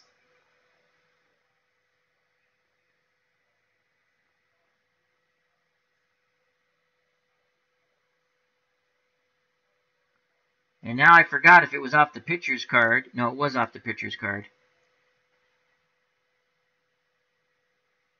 Because it makes a difference. Son of a bitch. 88. What the hell did I roll before that? No, it was off the O'Leary card. It was off the O'Leary card. Yeah, it was off the O'Leary card. All right, 88. Second baseman Julian Javier. All it means is we do an error check, and it has to be a high roll. It's a 9. He makes the play. So there's 2 outs. As O'Leary pops out to Julian Javier. Garcia Parra, it's now 3-2. Garcia Parra 90 feet away from a tie ball game. Horner trying to lock it down after giving up the triple to allow the inherited runner Mo Vaughn to score from first. Vaughn got the first on a number that McCarver thought was going to roll foul. So here's John Valentin. He is 0 for 3. He's grounded to second. Lined out to third and popped out to second. Valentin against left-handed pitchers batted .250. Let's go to our bench here. I think it's going to be Mr. Mike Stanley time. And here comes Mike Stanley. Mike Stanley batted .303 off left-handed pitching, and he's a righty. And Mike Stanley will come in to pinch hit. One swing of the bat could give the Red Sox a 4-3 lead. It's now 3-2. So Mike Stanley will pinch hit for John Valentin. Mike Stanley. Pinch hit.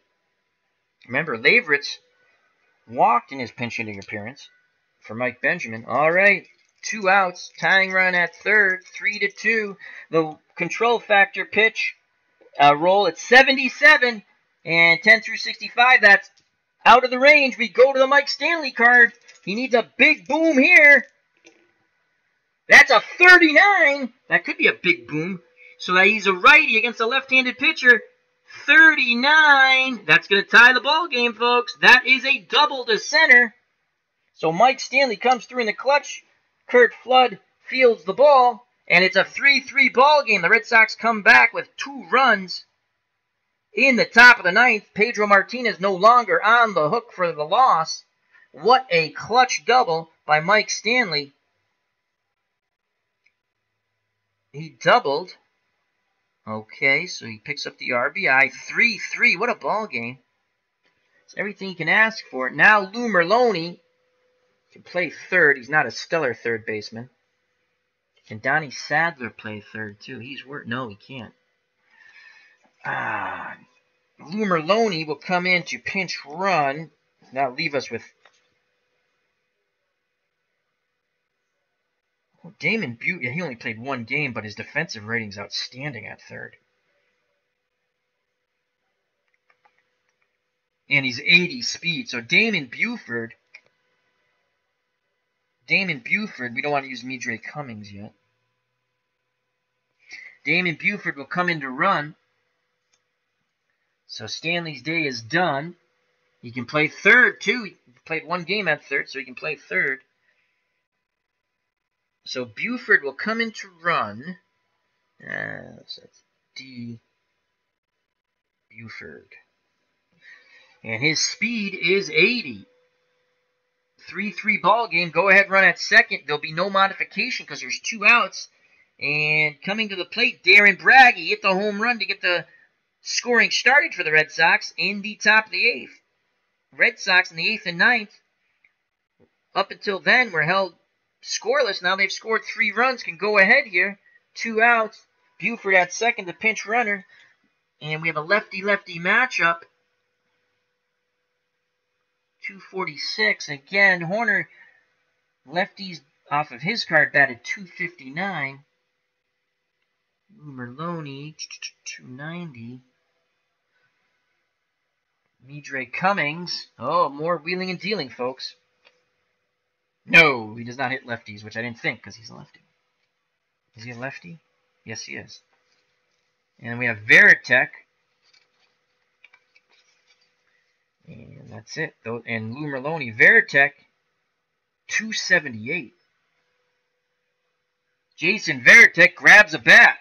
He's going to pinch hit for Darren Bragg, which means Midre Cummings will go out to play right field. That's a big drop-off in defense, but we got to do it. So Jason Veritek will pinch hit for Bragg, even though he hit a home run. So here's Jason Veritek.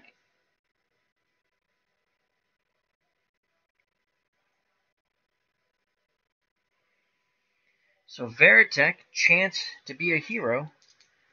Veritek batted .278 off left-handed pitching, overall .253 with 7 homers. Control factor roll. And they've been unlucky for Joe Horner. That's an 88. We go to the Veritek card. 2 outs, Buford to be off on contact. Here's the pitch to Veritek. 55. I don't think that's any good. That is Veritek switch hitter, batting righty off a left-handed pitcher. 55. Swing and a miss. Strike 3. Go-ahead run stranded at second. 1, 2, 3, 4. Wow. So he can only face one more batter. So Horner can only face one more batter. He blew the save. Let the inherited runner score and his own runner score. Now we need a right fielder. Sadler's at second. Buford, can he play right? No, shit. Can Lewis play right? Yes, 92 defense. So Darren Lewis will move to right. Buford will go to center. He's a 99. So Buford will go to center. So Buford will go to center. Lewis will go to right field now.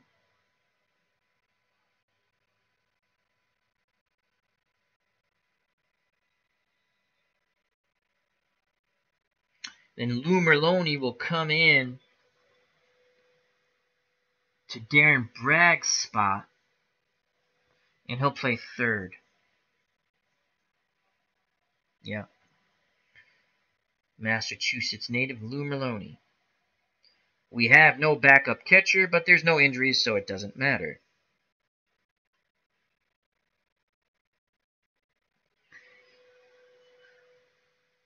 All right, so Lou Merloni is at third base. We go to the bottom of the ninth, tied at 3. I didn't think they were going to do it, but the Red Sox come back and tie it.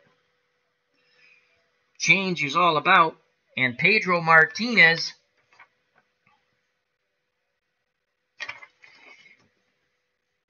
he's staying in because he's 10 through 71. So now he's done. So that goes -5. So that's 66. 66. So he's 10 through 66. So Pedro is going to stay in for the bottom of the ninth. And Pedro will face Cepeda, McCarver, and Ricketts. Orlando Cepeda, the baby bull. 1 for 3, struck out, grounded to second, and singled in his last plate appearance. It's now 10 through 66. Control factor roll, 93. Wow, the rolls are not going for the pitchers. So now we go to the Cepeda card, righty-righty matchup. Here's the pitch from Pedro to the baby bull, and that is a 74. Say no more on the 74. Righty-righty, that is a line shot to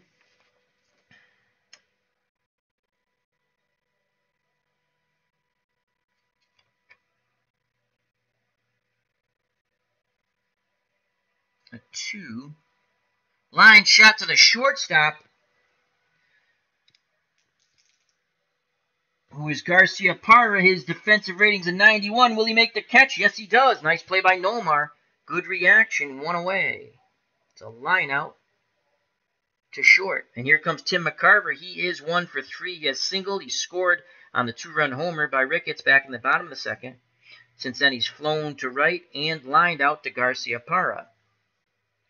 So now Pedro goes to 10 through 61 for control factor. We roll for control, and that's a 32 off the Martinez card. Here's the pitch to Tim McCarver from Pedro Martinez. That's a 41. McCarver's a lefty. 41. And that's a strikeout. Martinez records another K. 3-3 ball game. On his card, 23 through 52 to a lefty is a strikeout. We rolled a 41.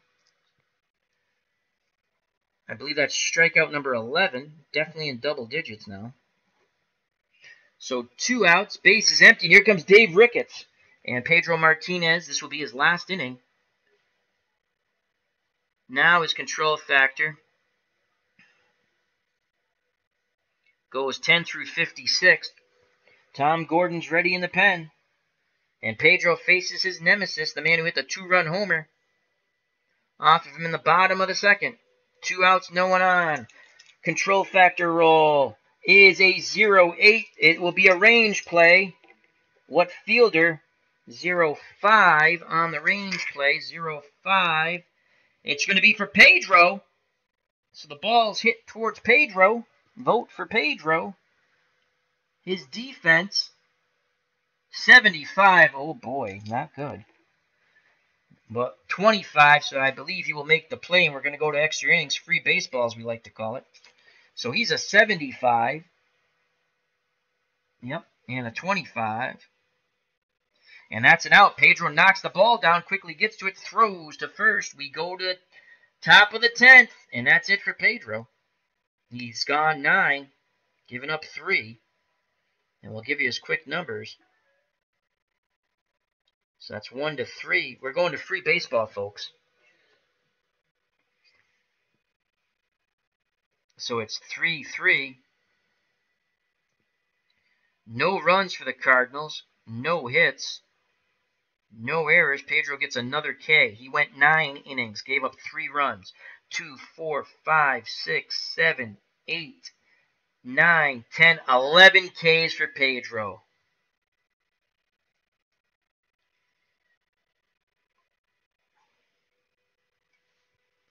Tom Gordon will come in after.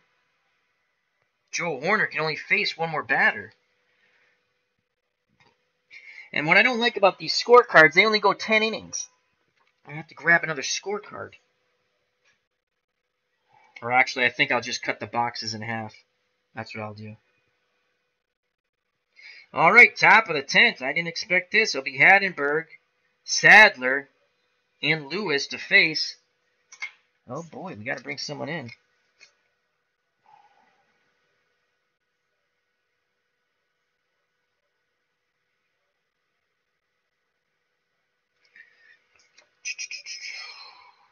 I want to bring in a starter pitcher in case I want to do a series.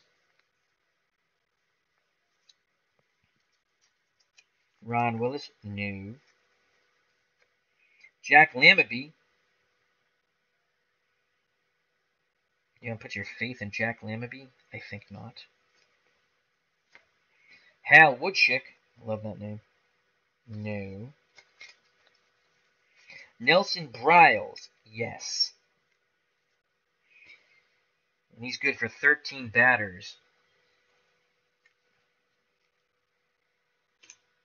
All right, Nelson Briles. Let's first, before we bring him in, who's coming up for the Red Sox again? Hadenberg's a lefty. And against lefties, 234. So Hoerner will face him, and then we'll go to Nelson Briles. 3-3 ball game. And it is the top of the 10th.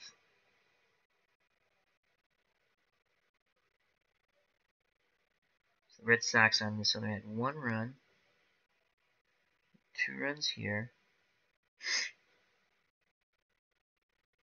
1 hit. No errors. No Ks. And they had 1, 2, 3 hits. 2 runs, 3 hits in that other inning. 1 K, left 1 on, no errors. Okay, top of the 10th. And here comes Scott Hadenberg, and this will be Hoerner's last batter. Control factor roll, 10 through 65.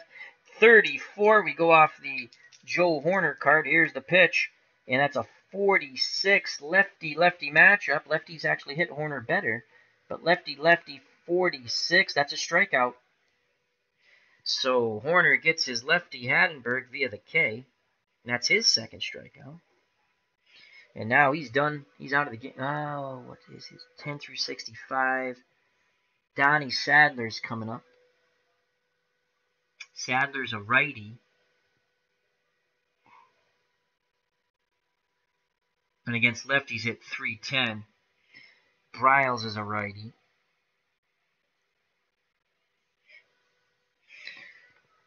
Nelson Briles will come in. Not like Joe Horner was stellar. Here's Nelson Briles.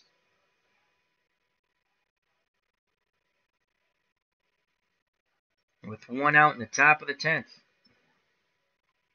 So much for a good clip. We've gone to extras. Free baseball, as Clinton Parks was. And Stratomatic, Delaware. Control factor. 10 through 67, stamina 13.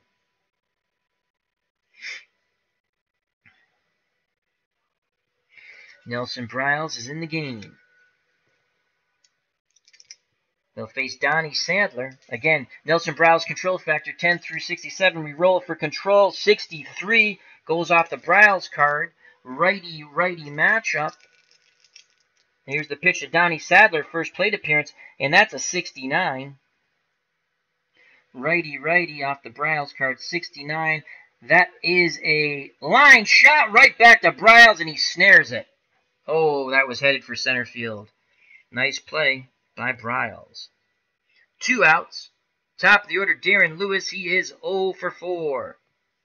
Can he get off the schneid? Righty-righty matchup. Roll for control for Briles. That is a 36. Again, off the Briles card. He kicks and deals to Darren Lewis. And that is a 31. That might be something. And what that something is, a 31, a strikeout. 19 through 38 against righties off of his card. Side is retired. Briles makes quick work of his 2 batters. And Cardinal pitching strikes out 2 in the top of the 10th. They need 1 run. 1 run to be pushed across to win the ball game. And we'll need another score sheet in a moment if they don't get 1 run. And we will now, Tom Gordon, the man who blew the game against Cleveland in Game 4, when the Red Sox lost 2-1. They had a 1-0 lead, or 3-2. I think it was 2-1 they lost. So Tom Gordon comes in, excellent control factor, 10 through 73, with 46 saves, with 7 and 4, the 2.72 earned run average. And he can face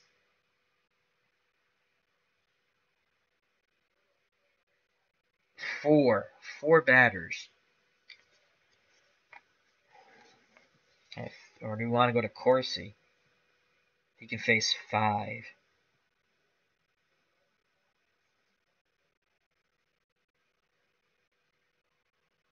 Got to go with the best. Got to go with Tom Gordon.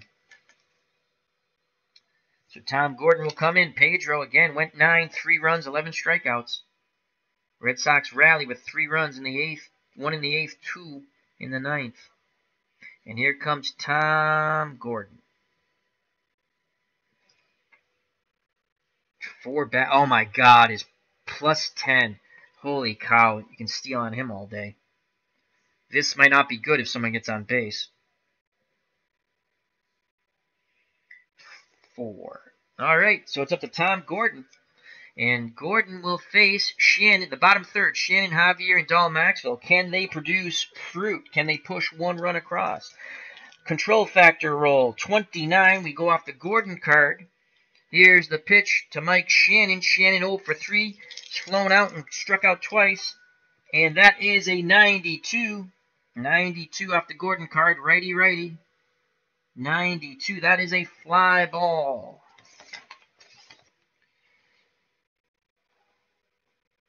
Out to right field. And making the catch. No error check off the pitcher's card. Who's in right now? Darren Lewis makes the catch. 1 down. Julian Javier steps to the plate. He's 0 for 3. Struck out, lined out to first, and popped out. Lined out to the pitcher, excuse me, and then popped out to first. Control.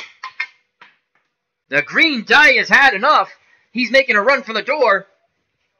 He wants to see Topo Gigio, but we got that little bastard. Come over here, green die. Control factor roll. And that's a 0-4 range play. What fielder? 62. 62, how do you do? That will be a range play for the shortstop, Nomar Garciaparra. Garciaparra's range is an 84. We roll for that. And that's a 71. That's not going to be good. And that's a base hit. So that's a single. Garciaparra, deep in the hole to the left side, makes a dive, pops up, and eats the ball. So Julian Javier with the infield single. Gordon can face 2 more batters now. And now he's a plus 10, which is god-awful. This ball game's going to be over. So Julian Javier, wow. So he's a 42. We got to think about this. Do we have anyone who can run on the bench? There's got to be someone who can steal better than 42. He's a plus 10. So right now that's a 52. Then you minus 4, so that's a 48. There's got to be someone who runs better on stealing. Yep, Bobby Tolan's a 75. Stealing. Eddie Brusou used to play for the Red Sox. 73. Phil Gagliano, who would go on to play for the Red Sox. 71. Ed Spezio, no. All right, so question is now who would Gagliano would come into play second then. 93 and 77. Competent fielder. Okay, but that's there. So Bobby Tolan will come in after the infield single by Julian Javier. Javier's stealing is only 42. Bobby Tolan's stealing ability is 75. Plus 10. Plus 10. So that goes to 85 minus Hadenberg's arm of 4. So that's 81. Did I do my math correctly? 75 plus 10 is 85 minus 4 is 81. Yes, I did. So pinch runner, Bobby Tolan will pinch run for Julian Javier. So 81, he's off in stealing second. There's no modification except for what we just did. 81 and under, he's safe. Oh my God, it's a 92 Hadenberg. There's a wind gust there in St. Louis. Throws him out. Wow. I thought that was a sure thing. He is caught stealing. Wow. Bobby Tolan is gunned down. Quick release by Hadenberg. He got a good pitch. Fastball on the outside corner. So 2 outs now. And here's Dahl Maxwell. Wow. Control factor roll. 10 through 73. It's a 0-1. Another range play. Who will it be to? 52. Is that back to Nomar once again? 52. Nope. This time it will be to the third baseman. Oh, boy. Lou Merloni. And Merloni's range at third is a 71. And that's a 6. He will make the play. Merloni. Diving stop. Pops up. Throws to first. Vaughn scoops it out of the dirt. The side is retired. Let's make sure we got that right. As that's a 0-6. I know it's an out. And it is. As it would have been a double play. But we don't need the double play. What a play by Lou Merloni at third. We'll just write great. 5-3. We go to the top of the 11th. Gordon faced 3 batters. He's good for 1 more. Wow. Top of the 11th. Let's go to the chat real quick. And what we're going to do is we're just going to cut these boxes in half now.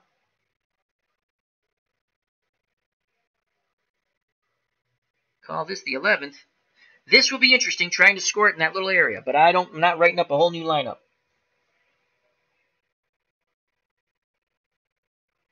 Clayton Parks is yeah, because I don't agree with the 13 batters. I don't agree with that. I think it should be more. As Clinton says, that's why I switched my scorecard Yeah, I got to get it. I like this scorecard, but I don't like. It's only 10. I don't know if can you see that. It's actually if I put it's only 10 innings, and I'm not rewriting another one. All right, so Nelson Briles back up on the mound. Briles faced 2 batters, so he's good for 11.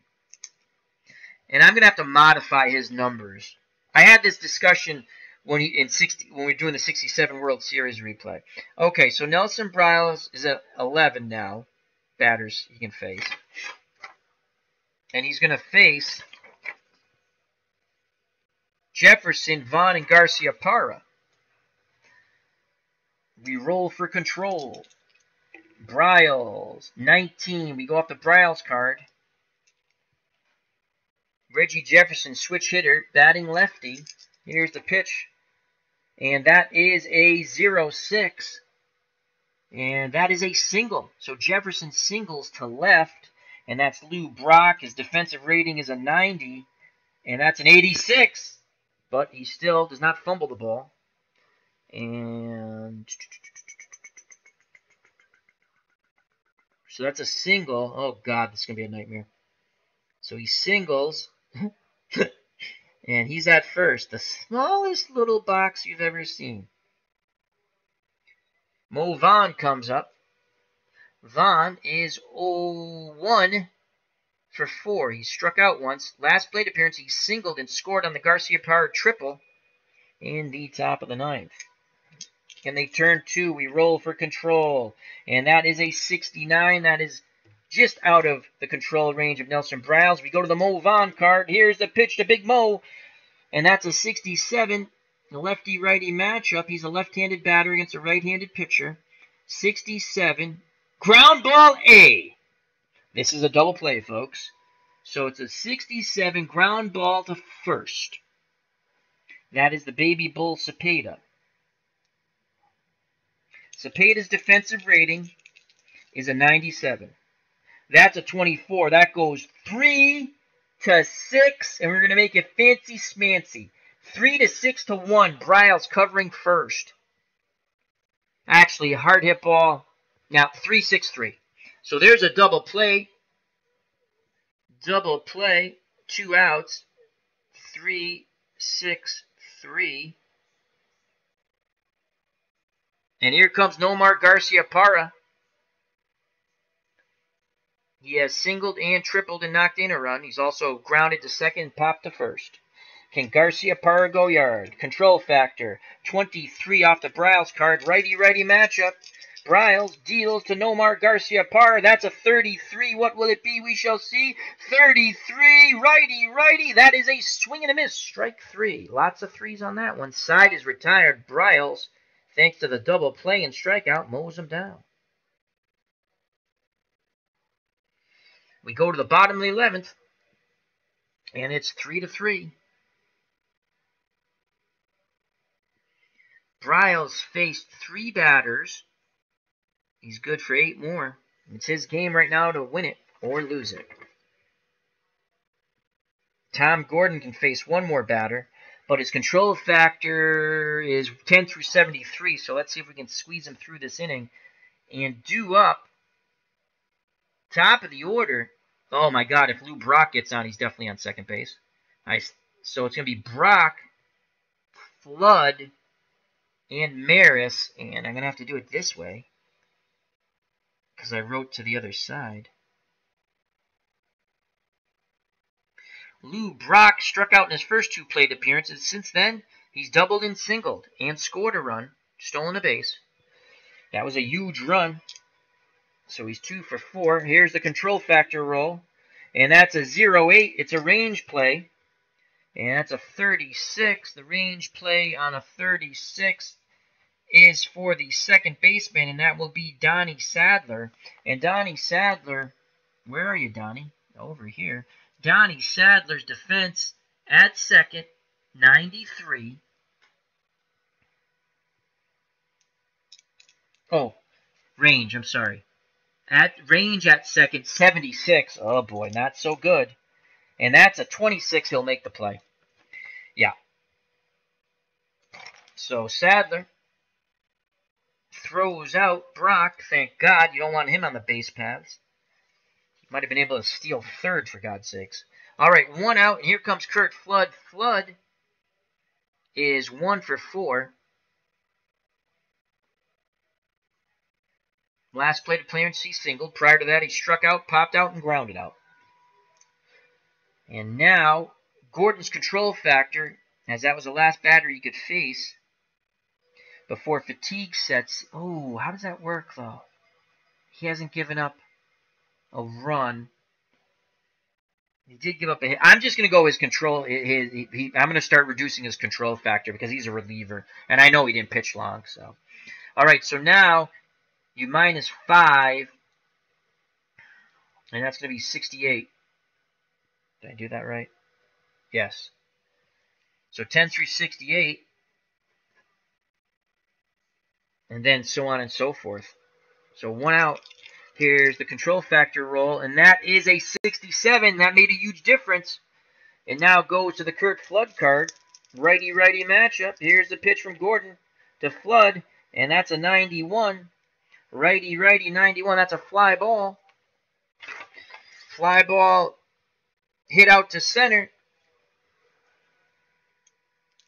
And the center fielder is Damon Buford. He's a 99 defense. And he makes the catch, running catch. So that's 2 outs.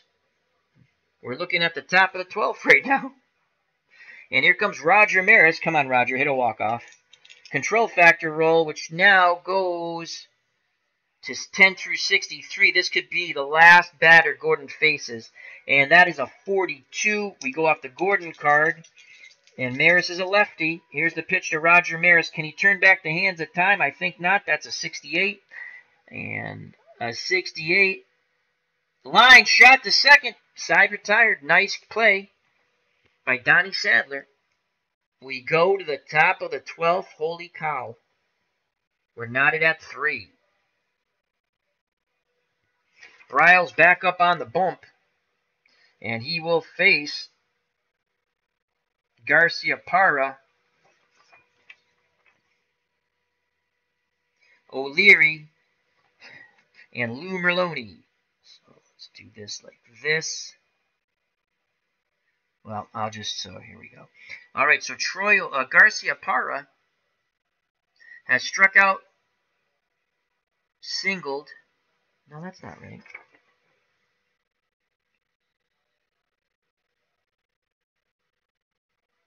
Oh, he struck out. No, he's gonna face O'Leary, Buford, and Merloni. Okay, yeah, I was gonna say that. So Troy O'Leary is 0 for 4. Control factor roll for Bryles. 0-3 range play. Who will the fielder be? 0-3, the pitcher. Ball's hit back to the pitcher. Bryles' defense is an 85, and he makes the play. Knocks it down, picks it up, throws to Cepeda. O'Leary's now 0 for 5.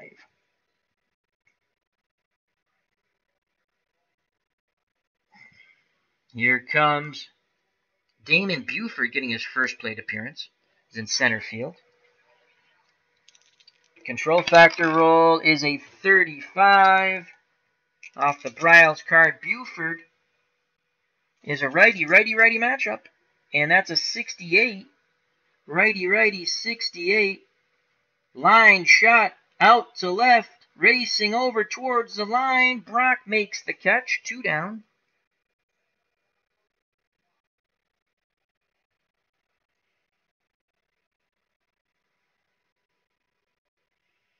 Here comes Lou Merloni. He's going to get his first plate appearance. And that's 2. It's good for 6 now. Control factor roll for Bryles. That's a 64. It's still in his control range. Righty-righty matchup. Here's the pitch to Merloni. And that is an 80. I almost read it the wrong way. An 80. That's a pop-up. pop up on the infield, an 80, right in front of the plate. And McCarver, holding his mask, makes the catch.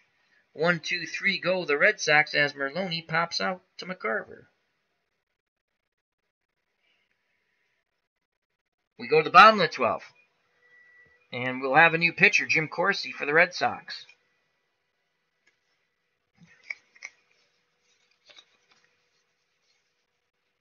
Well, this became a marathon game. It's a good one. I don't know how many people are left in the chat. I will take a peek. But I will finish the game. The dog show will be coming up soon. We still got time for that. Good, I can join that then. Jim Corsi will come in to pitch. Gordon's day is done.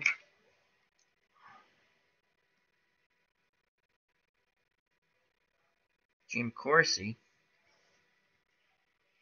Well, Gordon struggled a little bit, but he got through it.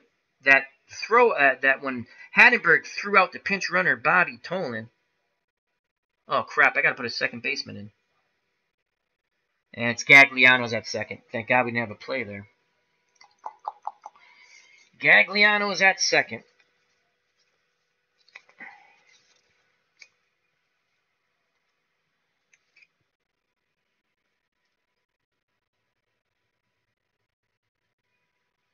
So Phil Gagliano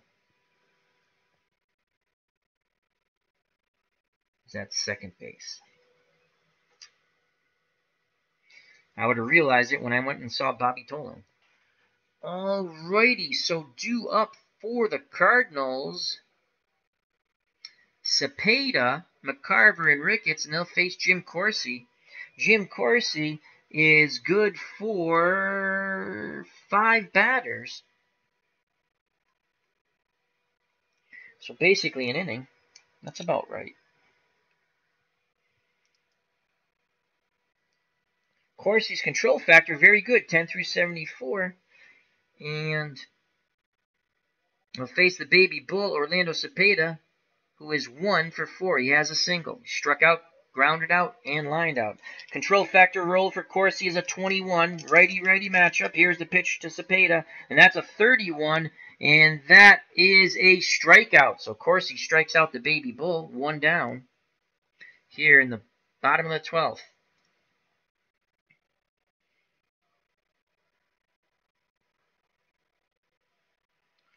So that's a K. And second time the baby bull's gone down swinging. Tim McCarver comes to the plate. He's 1 for 4. He singled, scored on the 2-run homer by Ricketts. Since then, he's flown out, lined out, and struck out. Control factor roll for Corsi is a 79. That's just out of his range. And now we go to the McCarver card. Here's the pitch from Corsi to McCarver, and that's a 79. Corsi's a righty. 79. Line shot 2. Number 2. I think that's back a 2. Line shot to the second baseman. The second baseman is Donnie Sadler. As we move everybody around, his defense at second is a 93. Will he make the leaping catch? Yes, he does. 26. Nice play by Donnie Sadler.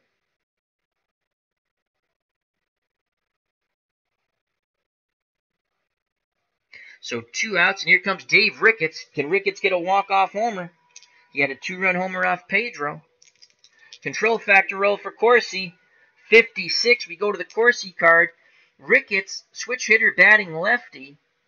And to get a home run, actually needs a 21 or a 22. Here's the pitch. And it's a get your kicks on Route 66. Slowly hit ground ball. Slapped the other way to short. Garcia Parra's up with it. He throws to first. We're going to the top of the 13th. Holy cow. Corsi faces 3 batters. He's good for 2 more. Top of the 13th, Nelson Bryles faced 3. He's still good for 5. And he will have up next He will face Hattenberg, Sadler, and the top of the order, Lewis.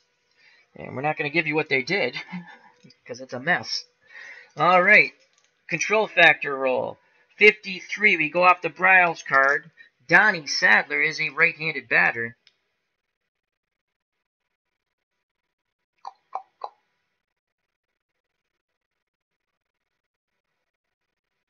No, it's Hattenberg. Left-handed batter. Here's the pitch to Scott Hattenberg. And that's an 11. It was an 11. And that is a single. Single to left for Scott Hattenberg. So Scotty Hattenberg leads off things with a single in the 13th.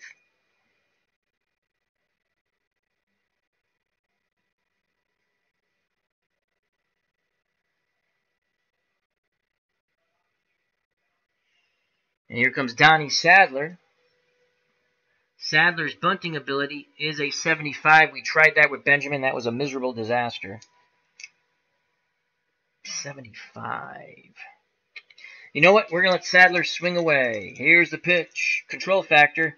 And that's a 27. Righty-righty matchup. Bryles deals to Donnie Sadler. And that is a 63. This could be a double play ball, folks. Righty-righty, 63. Nope. Line shot towards center field. On the run towards the gap in left is Flood. He dives. Does he make the catch? Yes, he does. Hattenberg quickly gets back to first. Kurt Flood saving the day.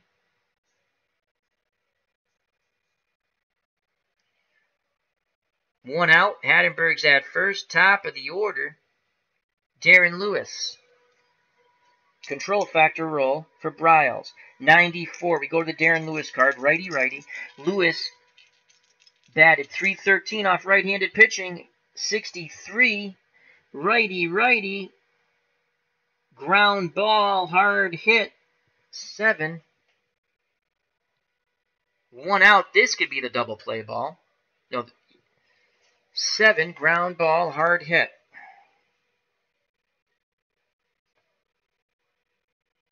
And that goes to first.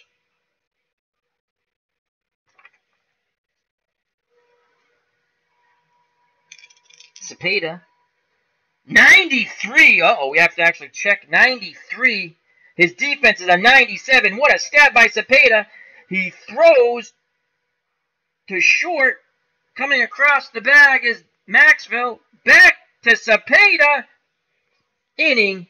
Side is retired, excuse me, as another Cepeda double play. 3-6-3. Wow. We go to the bottom of the 13th. Double play. 3-6-3.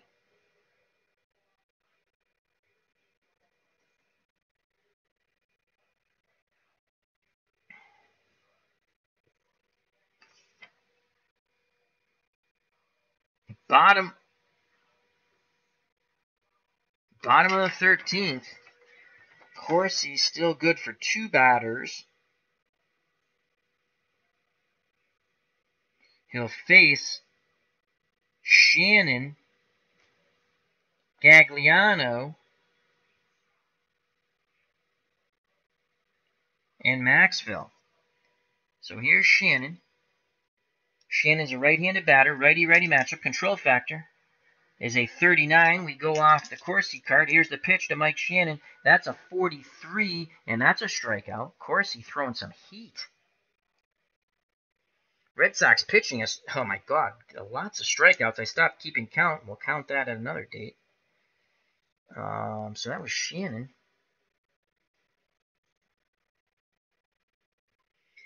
And that's a K.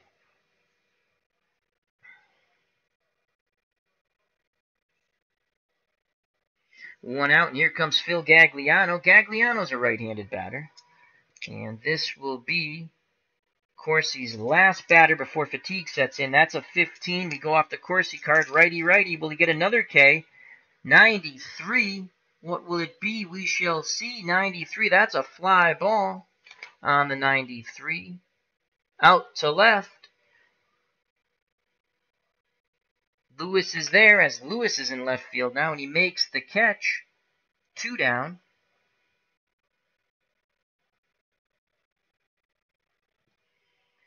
As Lewis is in left. Yep. No, he's in right. Who the hell's in left? O'Leary's in left. O'Leary makes the catch. He's always been in left.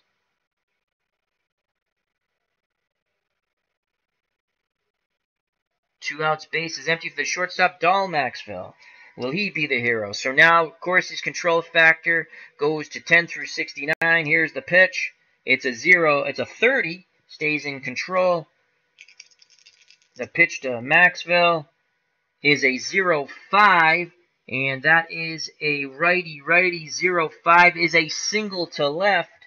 O'Leary's in left. Error check roll 51. He fields the ball, throws it back in cleanly. The inning stays alive. The winning run is at first. A 2-out single by Dahl Maxwell.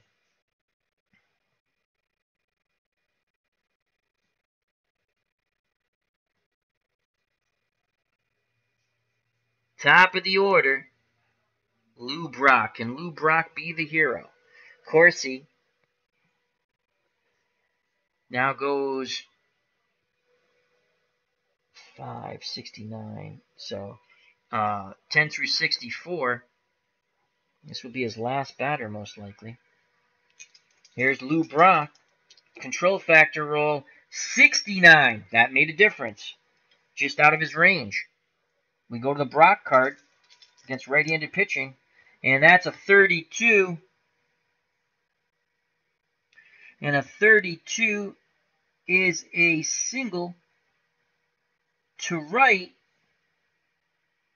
So Brock singles to right. Single to right. Maxwell's speed is 71. First to third.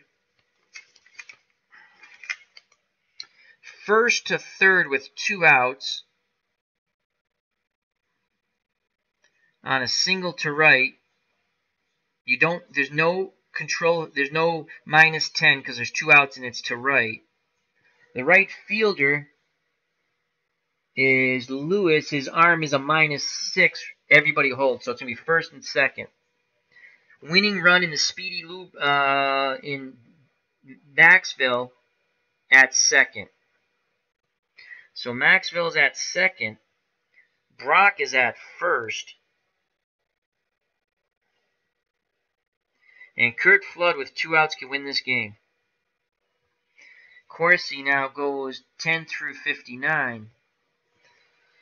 And the Red Sox will go to their pen.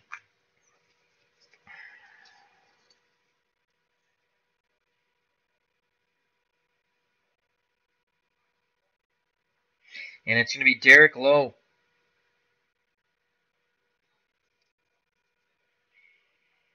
Three wins, 9 losses, 4 saves, 4.02. Control factor 10 through 60. You know what? Eckersley 10 through 50. Of course, he's staying in the game. Let's see if we can get one more out of him. Out of him. All right. So of course, he's control factor 10 through 59. We roll for control. It's a 0-9. It will be a range play. Who will the fielder be? That's an 86 on a range play. An 86 is a ball hit to center field. So let's see if Buford can make the catch. And he's a really good defensive center fielder. 99 defense, 93 range. So it'll have to be a really high roll for a base hit. That's a 69. I don't think that's high enough. Let's check. So he's a 93.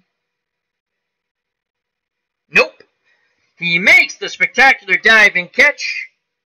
The ball game continues. As a 93 to get a hit, you need an 80 or better. So the diving catch, Flood almost wins it, but the diving catch by Buford in center saves the day for the Red Sox. The game continues. So Corsi goes down to 10 through 55 if we keep him in for the next inning. And where's Flood is here.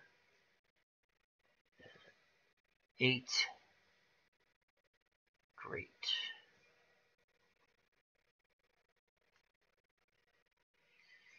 We go to the top of the 14th. This is unbelievable, folks. Top of the 14th.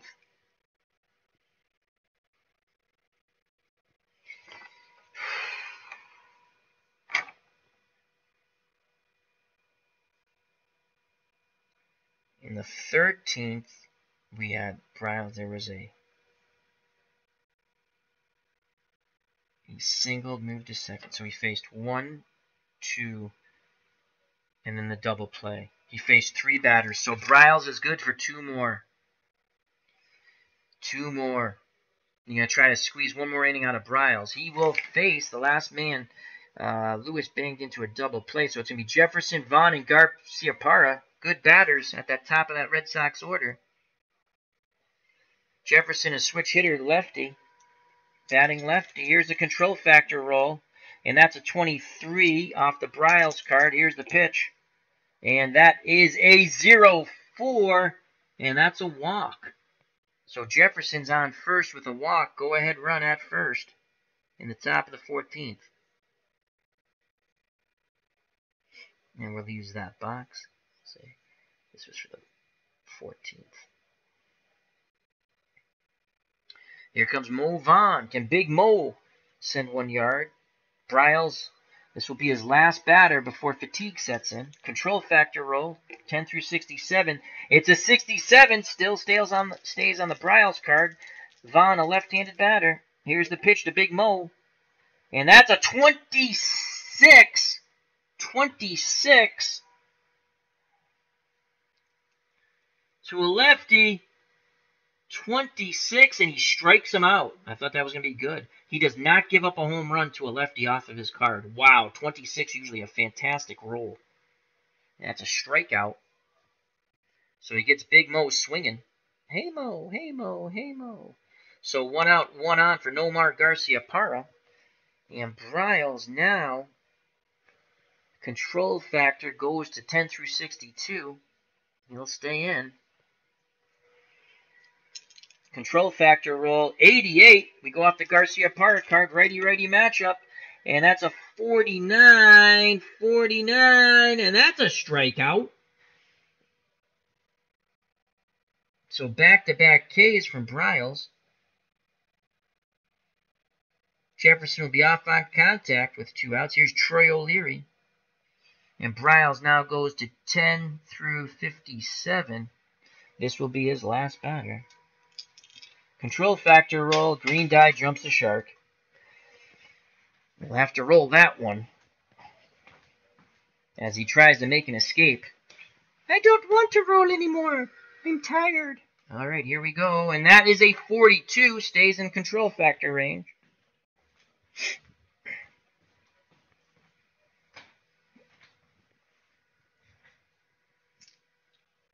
So here's the pitch to Troy O'Leary. Go ahead, run at first. Off the Nelson card. And that's a 62. O'Leary's a lefty, 62. Slow hit, ground ball in front of the plate.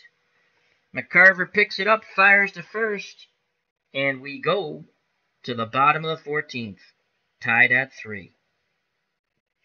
So that's 2-3. Bryles' day is done. We'll worry about a pitcher if we get there.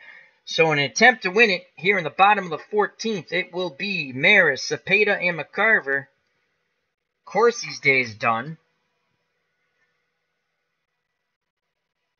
It's going to be a misery trying to do this box score after, but what a game. So Corsi's day is done. I don't want to use a starter just in case I want to actually do a series. So our choices are... Oh, Rich Garces. That is a good choice. He's good for 7 batters. Lefties only hit 205. And righties 219. So El Guapo, Rich Garces, will come in the game.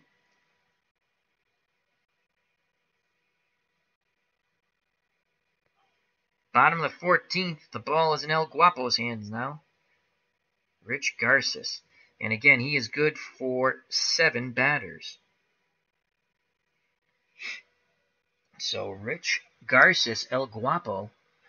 Can he take it to the top of the 15th? Let's go to the chat. We still have 8 people watching. Holy crap. Thank you very much. Ron Jucket's laughing at me. Phantomatic. They didn't need flood insurance. That's a good line. I wish I read that one sooner. Dave Little's joined us. As Ron says, we're playing a doubleheader. This is like that Red Sox game in L.A. A lot of fun. I thought we were like about an hour in. I'm like, oh, wow, I'm going to finish this in an hour. And we are, God knows how long, in 2 hours and 25 minutes now, as we're in extras. And I've made you have to make all these changes. So, lots of fun this game. I appreciate anyone who's still watching. Thank you. So, due up. I got to get a better scorecard. I mean, I love this card, but there's not enough room if there's extra innings. I'm not going to fill this whole thing out again. Anyway, who's up? Maris, Cepeda, and McCarver. Is that correct? Yes, Maris, Cepeda, and McCarver. All right, Maris is a lefty. Garces control factor 10 through 67. Control factor rolls a 65. I'm glad we took Corsi out. All right, here's the pitch to Roger Maris, the lefty, off the Garces card. That's an 85, and an 85 is a ball hit up in the air. Wave your hands like you just don't care. An 85. Is this the number that they didn't put on? There's one number that they did not put on the sheet. It's hilarious. Like, 85. Nope. Pop up to third. And that is an out. And Merloni makes the catch on the pop out. So Maris, pop out 5. 1 down. Here comes a baby bull, Orlando Cepeda. Control factor roll for El Guapo, and that's a 66. Get your kicks on Route 66. Again, still in his control factor range. Righty-righty matchup. He deals to the baby bull, Cepeda, and that's a 75, and a 75 is a line shot to first. Mo Vaughn makes the diving catch. That was slated to go down the line for extra bases. What a play by Big Mo, showing that big cat agility. Big Mo Vaughn. That's 2 outs. Top of the 15th looms. Here comes Tim McCarver. Can Tim McCarver, left-handed batting catcher, win it here? El Guapo, control factor roll. 73, we go to the McCarver card. Guapo picks up the sign from Hattenberg. Here's the pitch to Tim McCarver. And that is a 94. 94. So that's a ball hit to the outfield. And he's against right-handed pitching. 94. A 94 is hit to center. Buford's in center. He's a 99 defense. So he makes the play. I mean, he makes the play. He makes the catch. We go to the 15th because he makes the play. It's a 99. He doesn't make an error. So McCarver flies out to center. We go to the top of the 15th. It's looking like a doubleheader for sure. So Garces, El Guapo, faces 3, the minimum.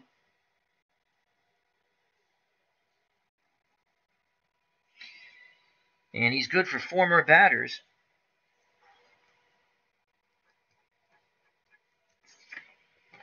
And now we have to pick a pitcher for the Cardinals. Holy cow. Again, I don't want to use starters. I want to go with Al Jackson. He can face 12. Ooh, righties hit him hard, though. 294. Due up for the Red Sox.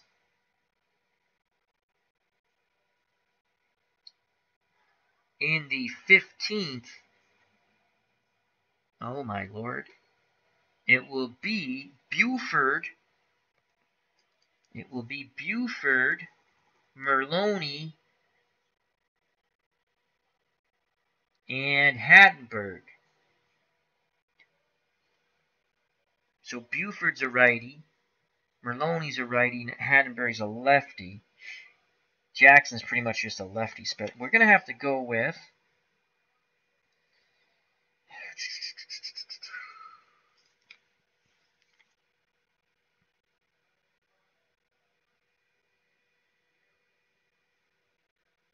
Jack Lammaby. So here comes Jack Lammaby for the top of the 15th.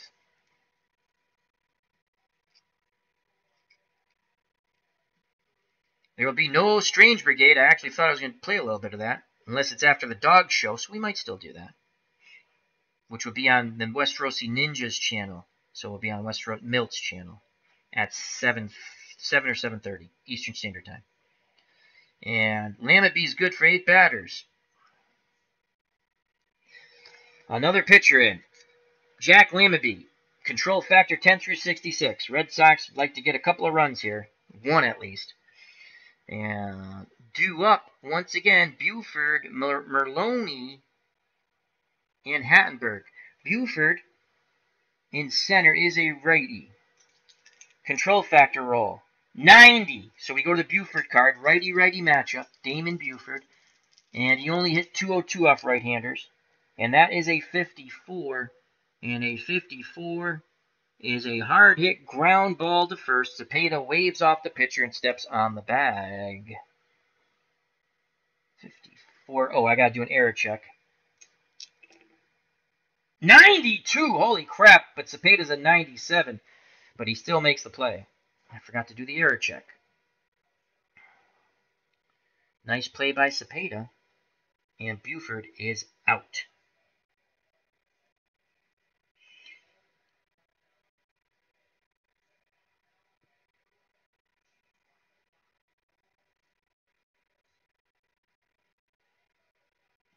And here comes Lou Merloni, Massachusetts native. He's a right-handed batter. Control factor roll for Lammaby is a 19. Righty-righty matchup. Here's a pitch to sweet Lou Merloni, and that's a 91. Not going to be too sweet for Lou. A 91 is a fly ball. Out to center, making the catches Flood. 2 down.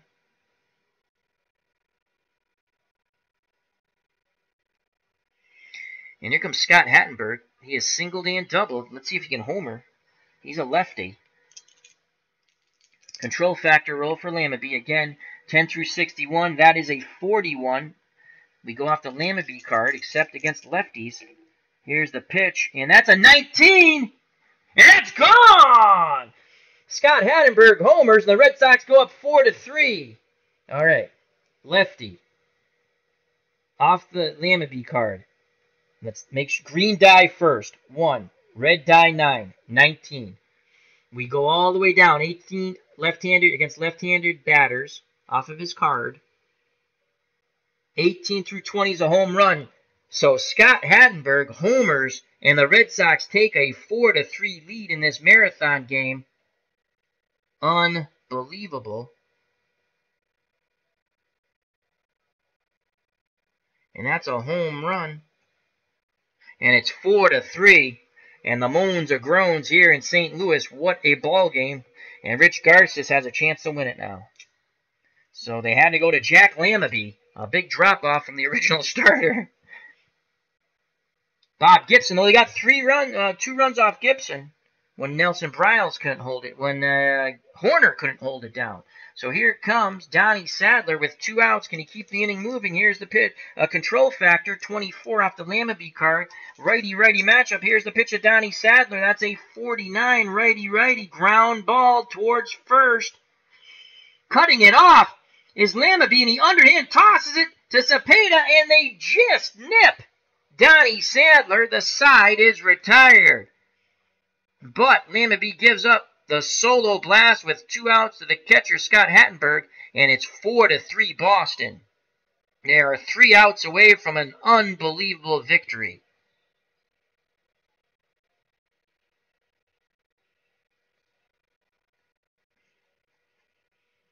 And it's El Guapo on the mound in the bottom of the 15th. It is 4-3 Red Sox. Cardinals need 1 to tie, 2 to win. My God, if they're going to score, let them score 2. Due up for the Cardinals. Look how messy this is. Can you guys see that? It's pretty funny. I need like a map just to find out. As Alan Shaw says, boo! Brad62's joined us. Due to the game running long, NBC will be preempting the remaining coverage in order to show Heidi. Thank you for your patience. Awesome, Brad. All right. Could be coming to an end. El Guapo on the mound. It's been a fun game, at least. Long, I agree with you. But as we're on the, what the heck, 2.5 hour mark past it. All right, let's figure out who's up. This is always a struggle here.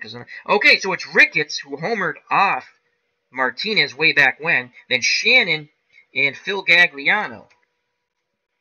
So Dave Ricketts hit a 2-run homer way back last week. Gave the Cardinals a 2-0 lead. We roll for the control factor from El Guapo. And that's a 79. Of course, we don't get the control factor there. And Ricketts is a switch hitter. So he's batting lefty off the right-handed throwing El Guapo. Can he tie it up with one swing of the bat? You son of a... That is a 20. A 20. And at least it's not a home run. That is a single to right. So we will now roll as Darren Lewis is in right. And that's an 86. And his defense is a 92. So he fields the ball cleanly. But the tying run is at first in Ricketts.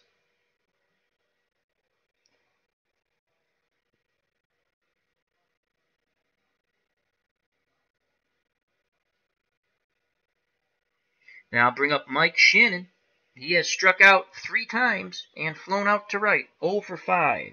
Can Shannon hit a 2-run homer? El Guapo is now good for 3 more batters.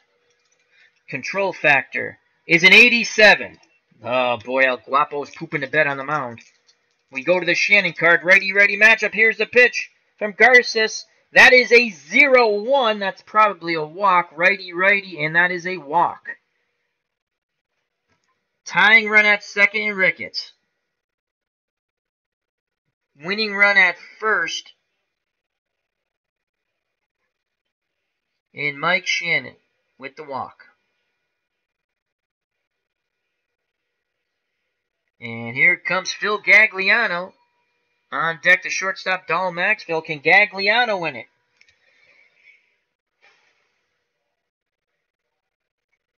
Garces. Good for 2 more batters. Control factor roll. 64. Come on, double play ball.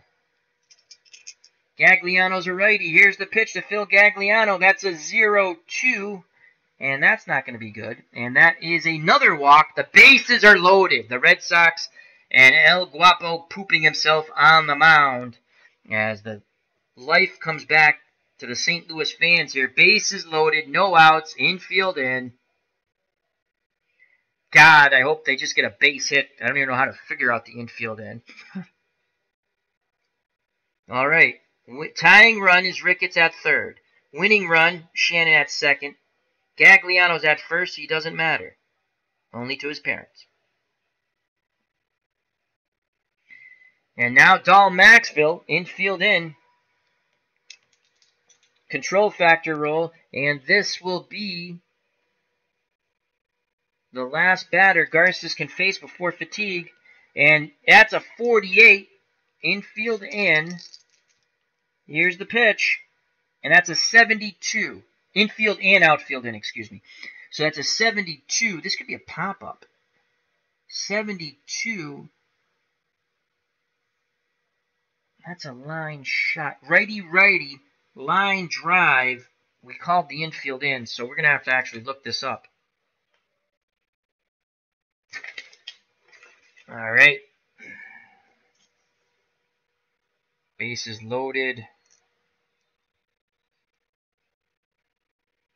All right, here we go. All right, bases loaded. That's a ground ball. Line out. Bases loaded. Bases loaded. Of course, they don't have the freaking infield in on this chart.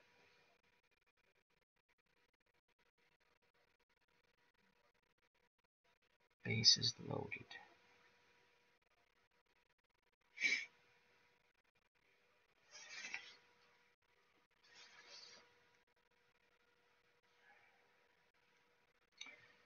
Well, infield in, bases loaded.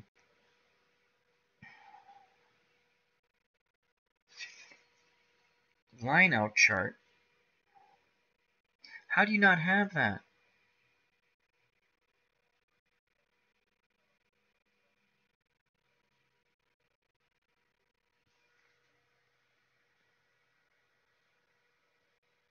Oh, we got to figure out who is it to first. Line out. And that was a 7. So that's to left. Infield and outfield in. Line drive to left. Okay. Line out to left. Line out to fielder. Runners hold. Line drive, error to the infield. Fielder drops the line drive. Yeah, but how? What's the rule?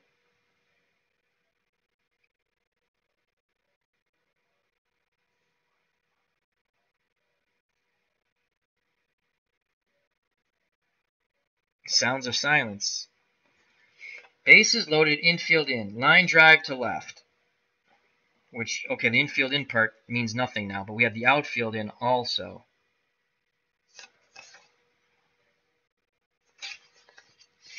All right, let's take a quick look at the old defensive schematics in the rule book. We're all learning something. Isn't this awesome? Brings an exciting game to a screeching halt. Infield positioning. Okay, outfield positioning. We already know it's a line drive to left, so that doesn't matter.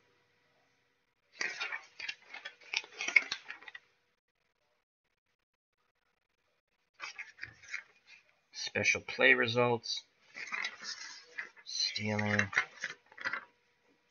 Okay, advancing on fly balls.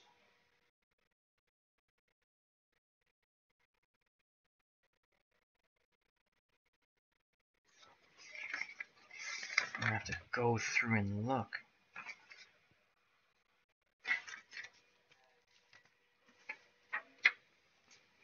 Runner's advancement on base hit chart. Not that. Not that. Special play chart. Not that. All right, we're just going off the line out chart. Line out.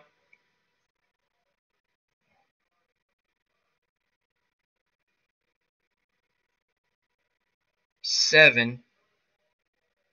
Okay. Bases loaded.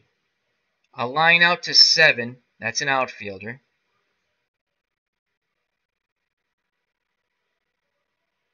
Runner on first hold. Runner on second advances to third. Runner on third scores.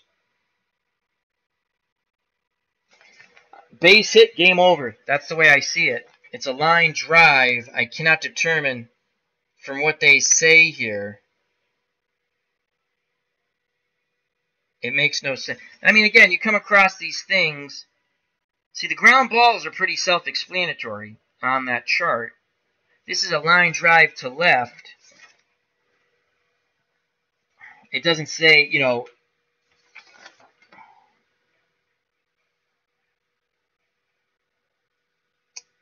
under line out, bases loaded, line out, runners hold. But that's to the infield. Left field, runners hold. Runner on third. Okay. All right, we have to assume he makes the catch then, I guess. All right. Left field, runners hold. Runner on third if 80 plus scores. If 80 plus speed scores, center field and right field 75. All right, so the runner on third, who the heck was the runner on third now? As we have charts all over the place. The runner on third was Ricketts. Nope, 78. He holds. So, 1 out. 1 out. I don't even remember who hit the freaking ball. Oh, Dahl Maxwell. So he lines out to left. And now it's Lou Brock with bases loaded. And we're going to play... Brock's fast, though. But that doesn't come in. That doesn't come into play on a ground ball. We're going to play normal. That way we can get the double play ball. We're playing double play depth. 1 out. And Garces will now, his control factor, he's in it. We're not bringing anyone else in. Goes down to 10 through 62. So there's 1 out. And that's a 45. El Guapo trying to unpoop himself on the mound. Here's the pitch to Brock off the El Guapo card. And that's a 36 to a lefty. 36. He strikes him out. Holy cow. Oh, my God. Someone please get a hit. He strikes out Brock. So after loading the bases up, he gets a line drive out to left. And the infield was in. It was hit right at O'Leary. They held the runner. He now strikes out Brock. And now it's up to Kurt Flood. El Guapo is now 10 to 57 for control factor. Can Kurt Flood with the bases loaded win it? Control factor roll. 25. Righty-righty matchup. Here's the pitch to Flood from El Guapo. Can he get himself out of the jam? 57. Ground ball slowly hit in front of the plate. Picking it up and throwing to first is Scott Hattenberg. And the Red Sox win 4-3. Unfreaking believable. He loads the bases up. Unbelievable. Wow. 57. Righty-righty.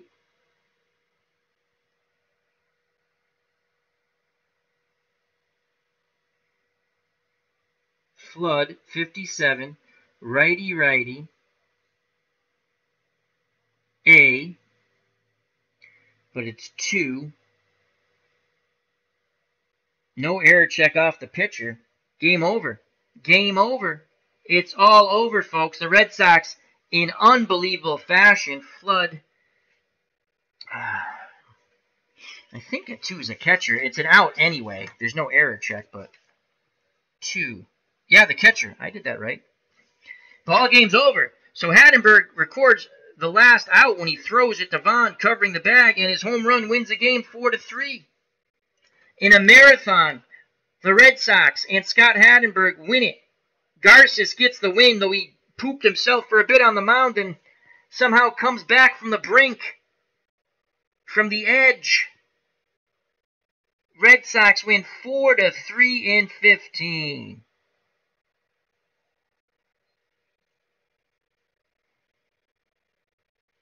As I put a big wow.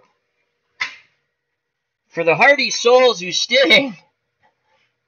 As Dave Little said, I think Al needs a nap. I do. That was fun.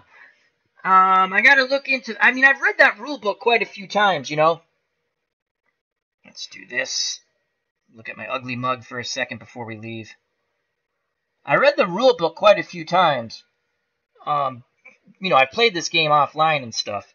And I played it online with the World Series. I enjoy it. Hopefully you can see me. You can.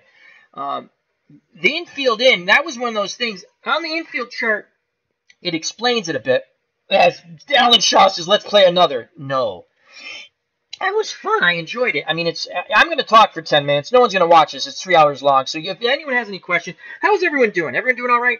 Oh, really fun. I actually forgot the Red Sox went up 4-3 when Garces loaded the bases. And then I realized I look at the score as I had it right here. So he loaded the bases with no outs. Wow. And then he gets the line drive to O'Leary and left. They can't score the runner because Ricketts, it had to be an 80 or better. And Ricketts is a 78. So talk about luck. So there's 1 out. Then he strikes out Brock, bases loaded, 2 outs. Flood nubs one in front of the plate. Hattenberg picks it up, fires to Vaughn. The man who hits the home run throws the final ball to first to win it. Unbelievable. 4-3. I think I'm going to. I might do a 7-game series. When I said game 1, I was like, oh, game 1 of a Pedro start, because I'm gonna not every week, but I was gonna have Pedro when I feel it. I like this game. I was going to have Pedro just pitch against a bunch of different teams, and I still might do that, but I might play a series. I don't know. Either way, it was a really fun game. Thank you to Brad62. Thank you to Alan Shaw. Ron from Retro Sports Network. I'm going to get ready, take a little nap. I'm going to have a little something to eat, and get ready for Westerosi Ninja and Dog. Their top 5 villains. That should be fun.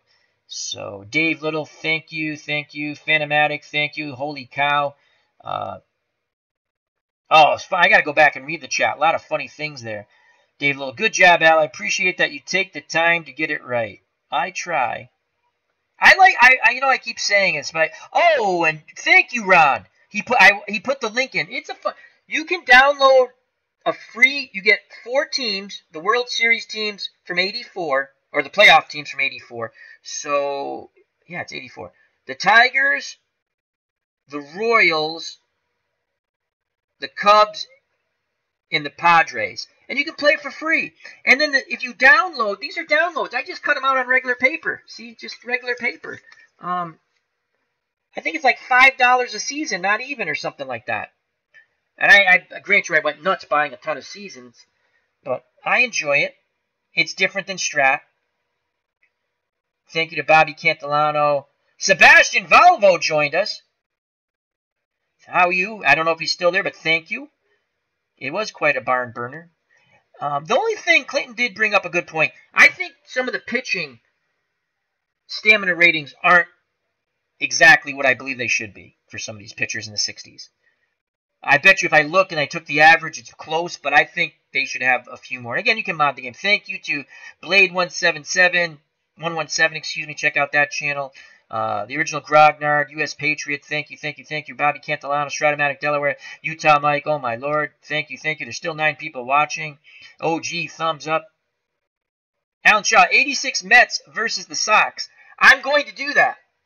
But I might do that. I have that with Strat, because I bought the 86, the 80s teams A and B, and they have, of course, they didn't put them together. I had to get A and B, but that's all right. I have the 86 Red Sox, the 86 Mets. And their next card and dice game will be the 1905 New York Giants in the Mini 4 Championship, tournament number 4, against the 53 Dodgers. And that'll be played in Basic because both those teams don't have Advanced on the sets I bought. But Basic is fun. Basic is fun too. So, anyhow. Anything else? Thank you. Brad62, board games so much fun, but can be exhausting with I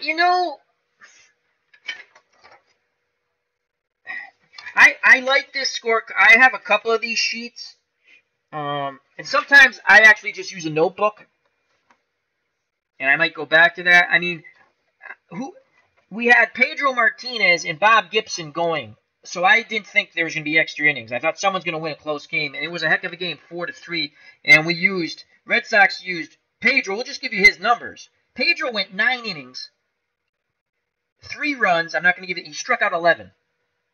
The big blow was the 2-run homer that Ricketts hit off of him, off the Pedro Martinez card, which was incredible.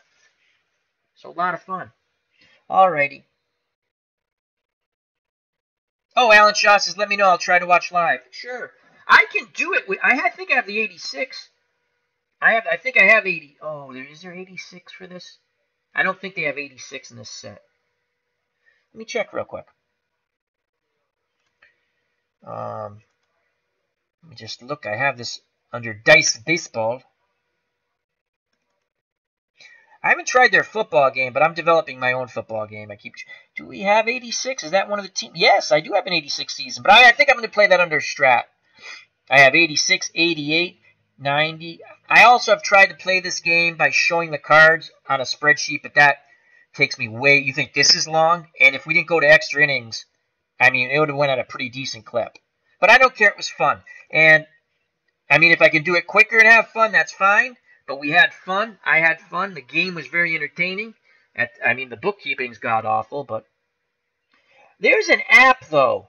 I think I gotta send a message on his YouTube. Baseball Demos. Dave from Baseball Demos. I remember him talking about an app, and I think Itinerary Hobbyist Todd. Also, there's an app that I could probably use on my Kindle that you just keep this. I'm gonna try that. I'm gonna find. I don't know what it is. If anyone knows, Alan Shaw says, when will we see your football game? Well, I'll just show you a quick little. I have the. Again, this is just really. How am I gonna do this? I gotta change the OB. All right, let me see if I can do this. Hold on a second. I have the quarterback stuff down pretty much, and I've tweaked the other things like 3 times. I'm far from it, but again, it's a variation of Fran Tarkenton football, but I put my own spin on it. If I can grade the teams that make the playoffs quick enough for Fran Tarkenton football, I'll play a couple of pre-plays using the card and dice for Fran Tarkenton. I can do a season pretty quickly when I have the time. Where did I put that? Fran Tarkenton. All right, let me just get this spreadsheet up. And I'm just going to show you the ideas I've had with, and of course the spreadsheet doesn't want to open. My computer's tired. All right, so I did the 58 game. Let me just bring hold on, let me bring this up. Hold on.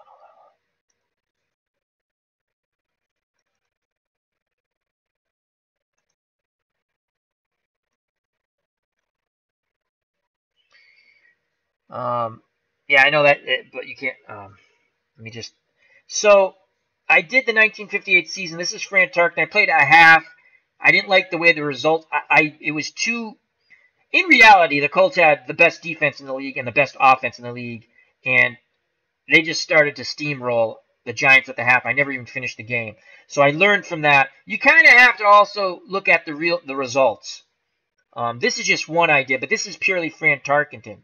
And I want to let me make this bigger here.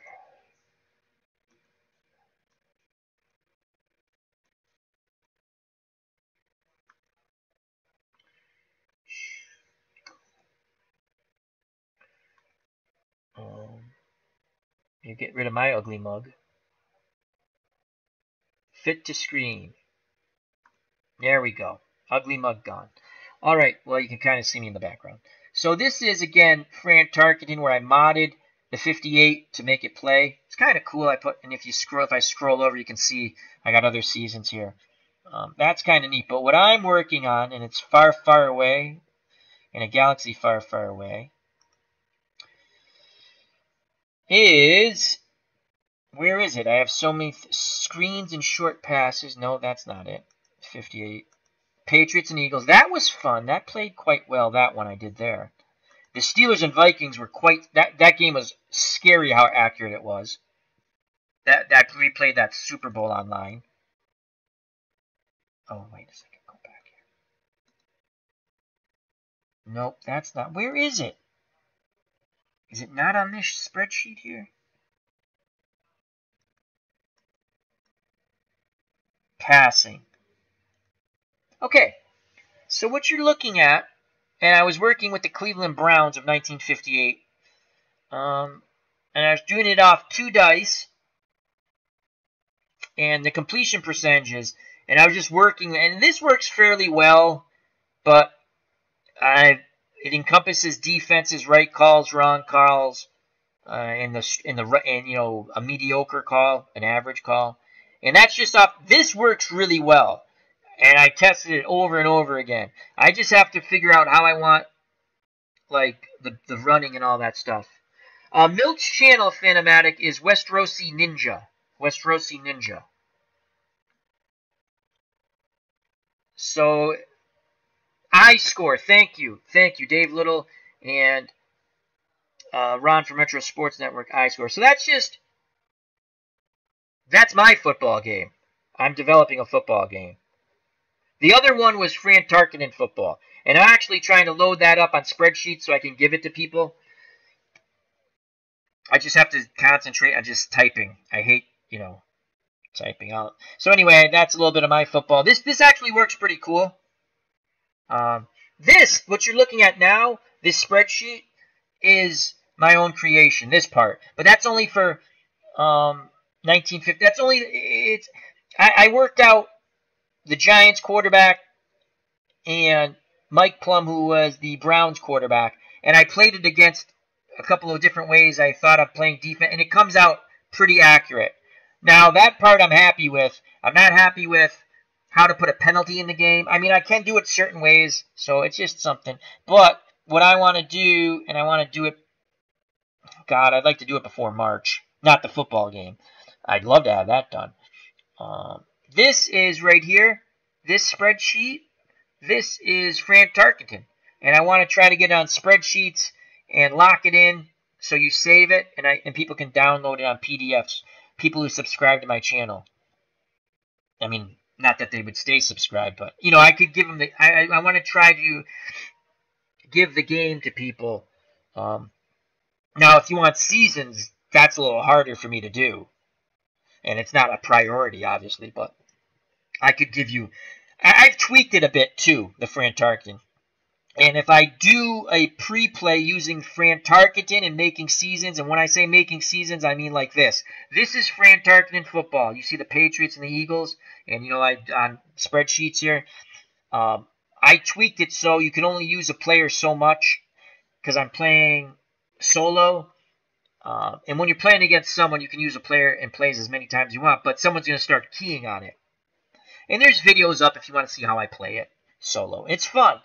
It's fun. Again, with the 58, I think what I did with the Colts is highly accurate. The Giants did not have a good offense. I looked up their numbers. I used the stats from Football Reference with my formula. They didn't have good numbers, but they won a lot of close games, and I have to take that into account.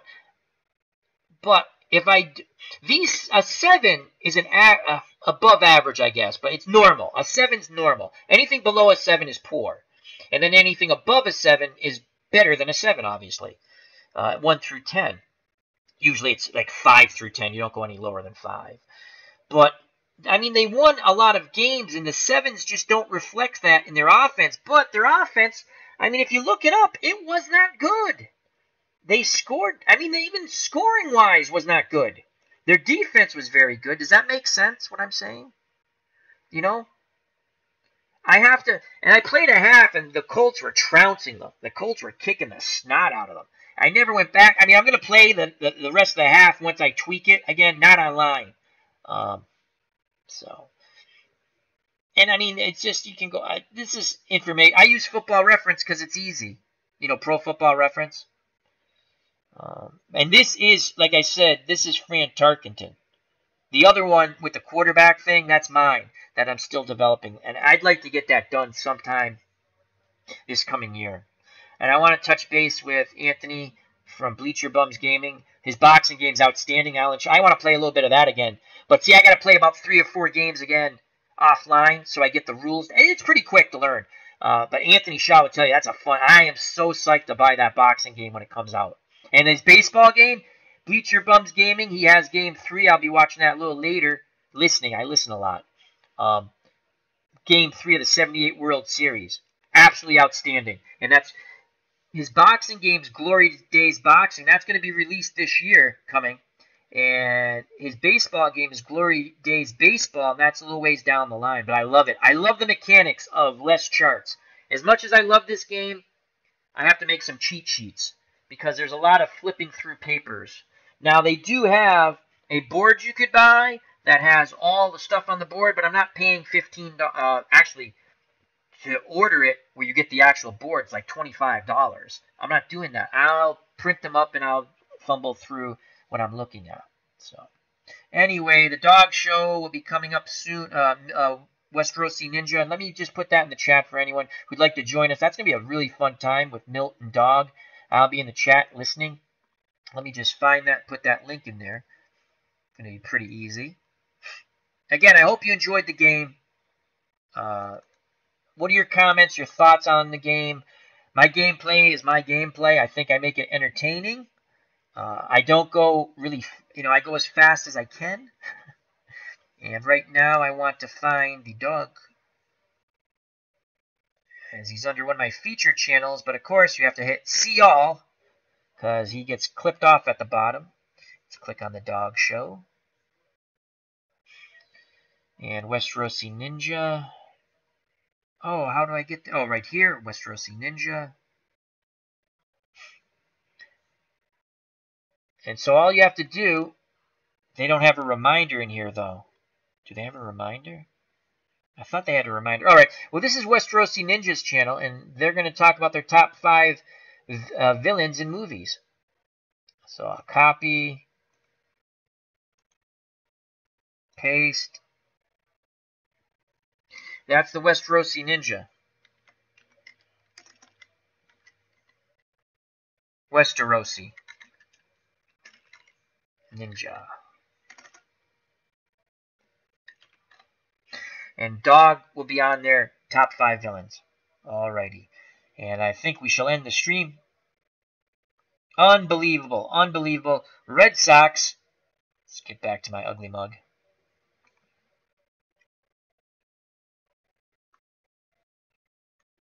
The Red Sox win 4-3. Scott Hattenberg hits a home run with 2 outs in the top of the 15th. I think it was 2 outs. I don't remember. I'm not going back to look. Garces loads the bases, no outs. Look, I look exhausted. Garces loads the bases with no outs and then pitches out of it. Line drive to left. O'Leary makes the catch. Infield, outfield was in. Runner can't score. If he had an 80 or better in speed, he would have scored. He didn't. Then he strikes. Garces strikes out Brock and then gets Flood to nub one in front of the plate. Hattenberg picks it up, throws to Vaughn. Ball game over, 4-3. Red Sox, the 1998 Red Sox defeat the 67 Cardinals 4-3. The original starters, Pedro Martinez and Bob Gibson. I didn't really keep Gibson's numbers. I have them, but I don't have them written down. The main factor is Pedro. He went 9 innings, gave up 3 runs, struck out 11. Red Sox win. Winning pitcher was Garces. The losing pitcher was Lamabee. Now, Red Sox fans, thank you very much. Hope you enjoyed. If you like, give it a thumbs up, shared, all that stuff, yada, yada. I greatly appreciate everyone who stayed. Thank you, thank you, thank you. Health and happiness. Happy New Year. Tribes fan, how you doing, buddy? Till next time, watch out for that curveball in the dirt, those extra inning dice games, but it was a load of fun. You know it's coming, folks. You know it's coming. Peace!